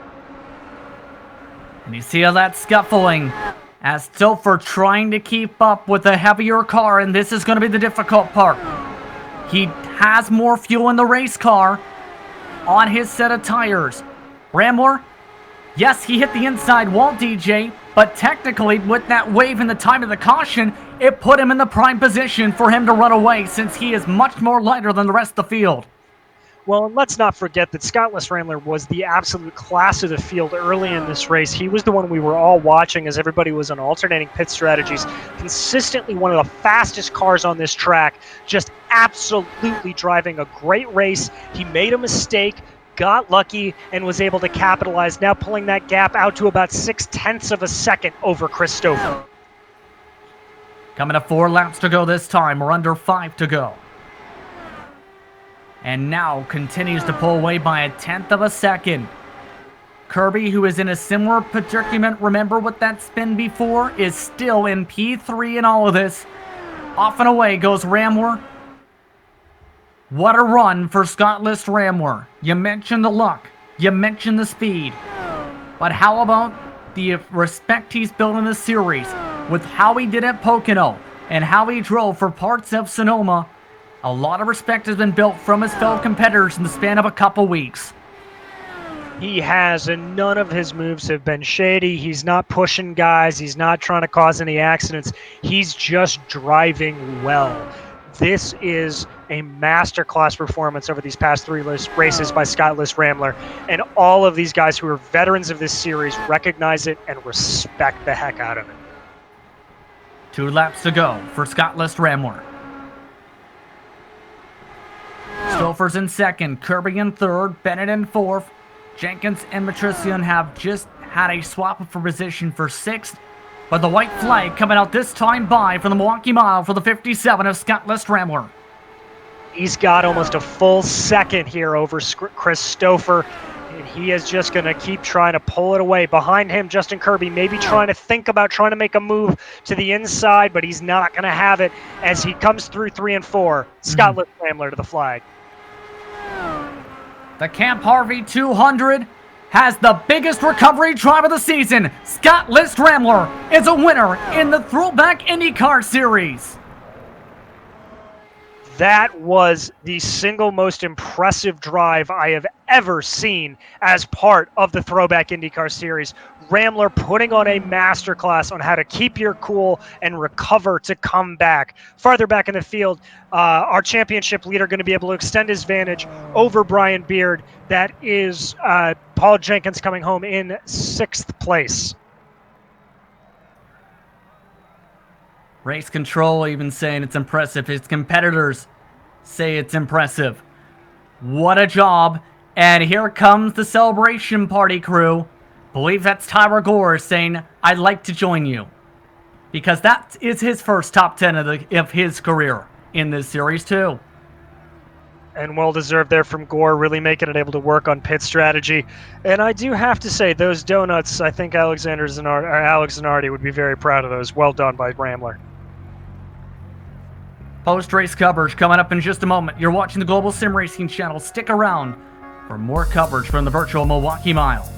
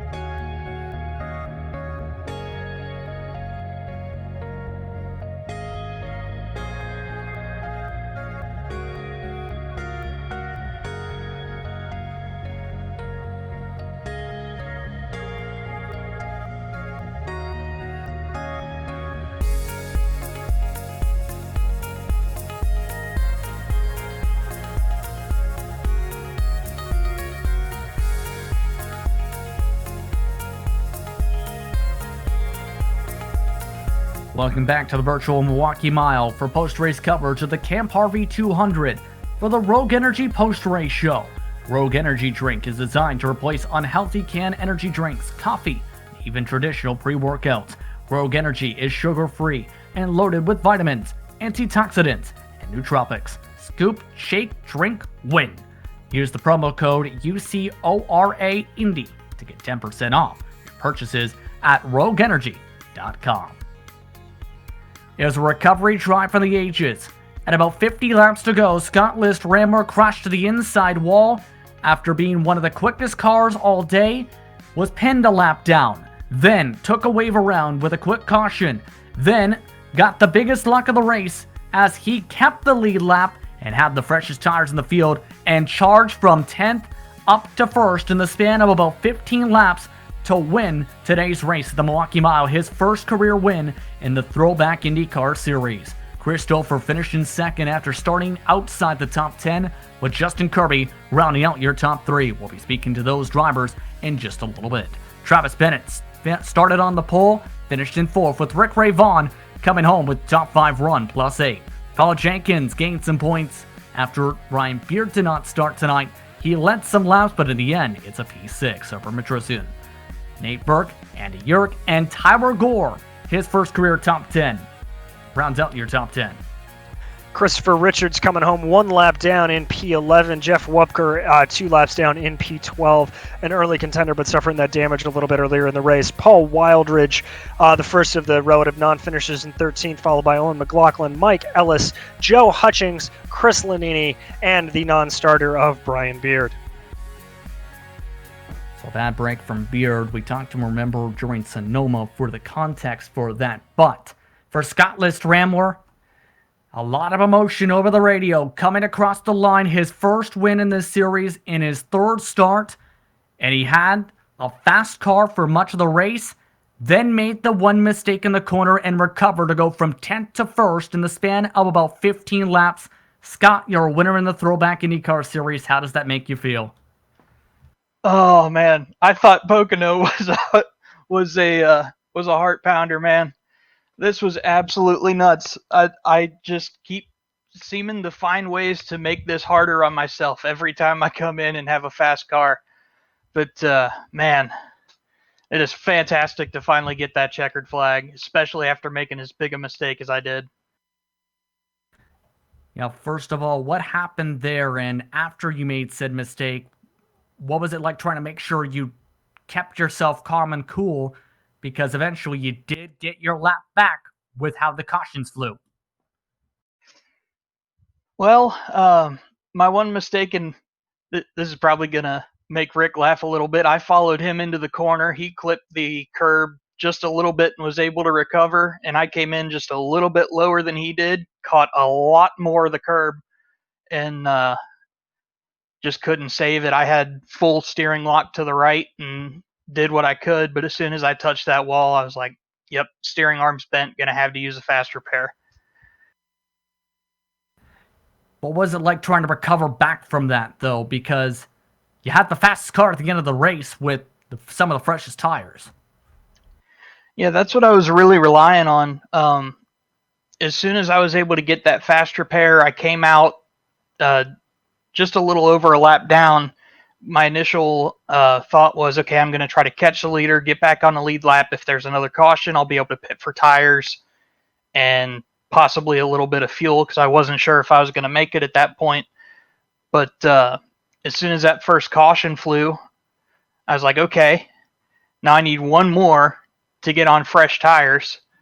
And I think I ended up driving past the wreck on the second one, got the fresh tires. I'm like, okay, button down, head down, let's just go for it and see what happens. The final restart, I think it was Justin, only left me about 2 millimeters between him and the wall, and I somehow managed to fly past him on the start. And from there, it was all just trying to make sure that I didn't run into the back of anybody, because I was so light on fuel. I was practically in a qualifying trim. I was going to say it.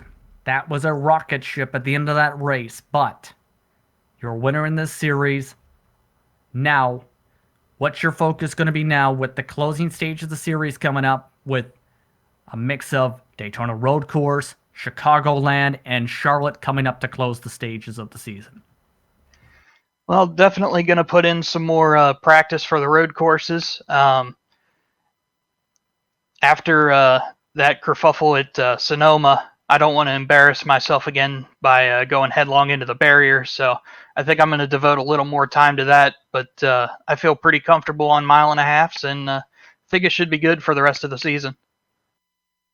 Who do you want to thank for your first career victory in this series? Thanks to you guys at GSRC for commentating and broadcasting the race. Thanks to Scott for putting everything on in the league. And shoot, I think that's about it. Congratulations, you're a winner in Yokora. Congrats. Thanks. Scott List Rammer, your winner of the Camp Harvey 200. Second place finisher Chris Stouffer was close several times tonight. He's with DJ Clark, coming away with the second spot of the night. Chris, you really kind of dominated the second half of that race there, had a really, really powerful car. Scott, just able to sort of power by you. What was it like out there, my friend? Oh, it was I was a nail biter out there for sure.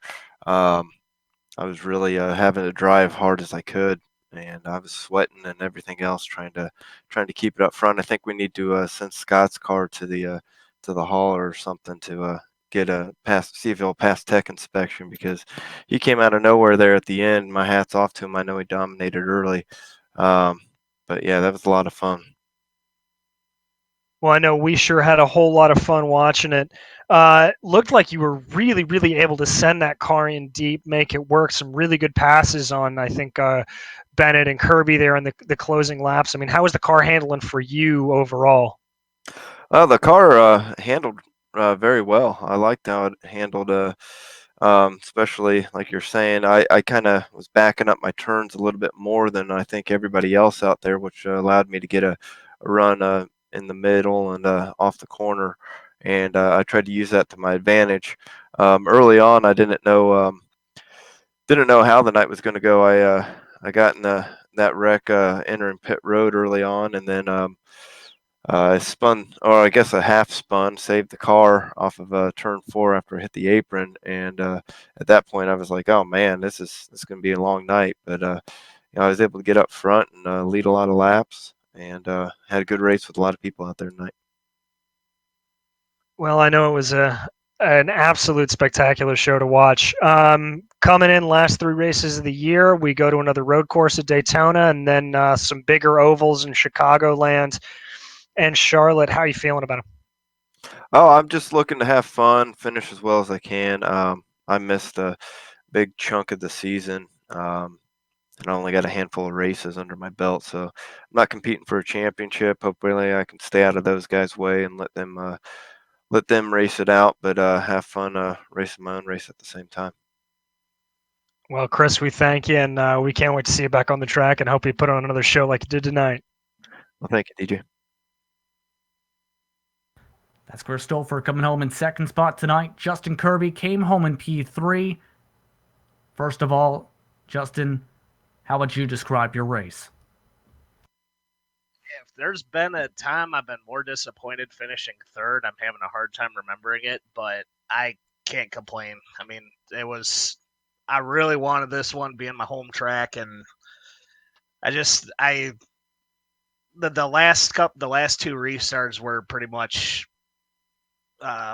spelled doom on my race because that second to last restart, there was just a real bad checkup in the middle of the pack, and we all spread out, and I got a little too concerned about staying low, caught the rumble strips and spun me around, threw my track position away, and then I let Rambler get on my high side on the restart on the last one, and that let him take off, and I just had to try to follow him up as best I could, and ran good, ran strong, can't complain.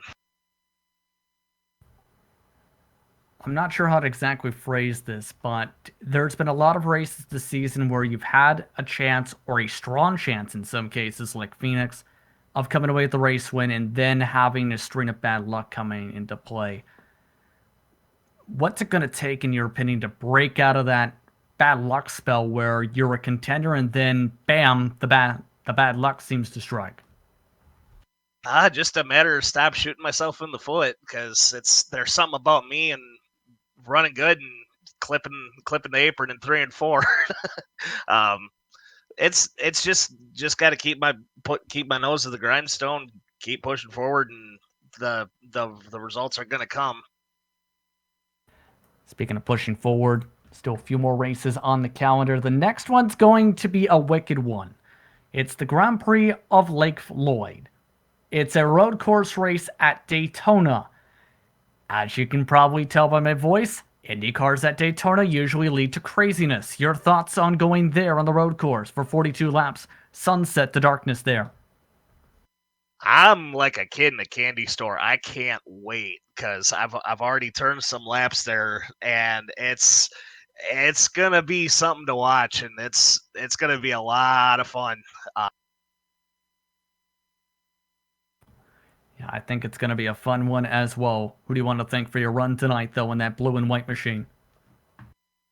Just want to say thanks to my brother Brent, the guys at Black Magic Motorsports, Black Hole Motorsports, Joe Putty, Trevor Hunt let me put his company, Black Dog screen printing on there, and most importantly, I want to give a shout out to Brian Beard. He's going through some pretty tough times. I know he was in.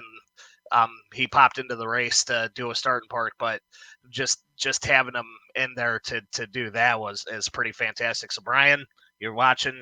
Get well soon, buddy. We're hoping for the best for you and a speedy recovery. I hope so too. Thank you very much, Justin. Thank you guys. Keep up the good work. Fun watching you guys.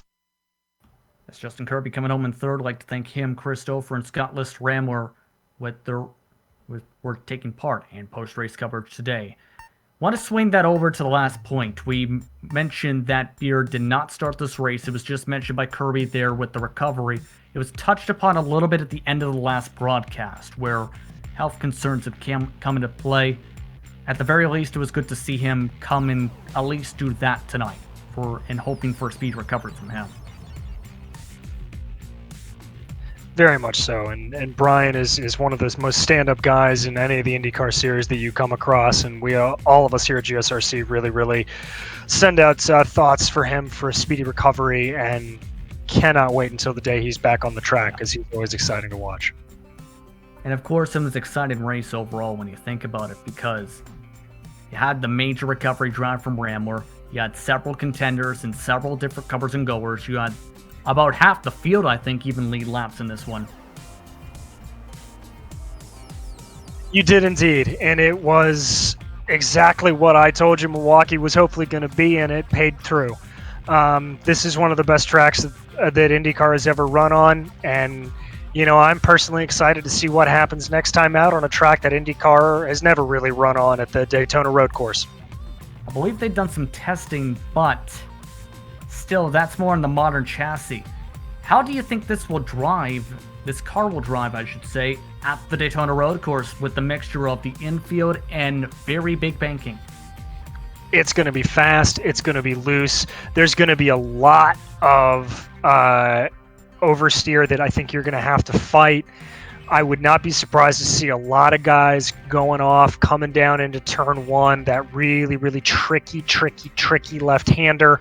Coming through the hairpins and the horseshoes is going to be relatively normal. But I also think you're going to see some guys losing it a little bit when you come up onto the bankings coming out of the infield section. It's going to be a lot like Sonoma. It's going to test you the entire time and every single lap, and you're never going to be able to take a relaxing moment. This was a very exciting race tonight, to say the very least. What a job by Scott List Ramler. What a job by all of these competitors tonight. As we'd like to thank you for tuning in for tonight's race from the virtual Milwaukee Mile.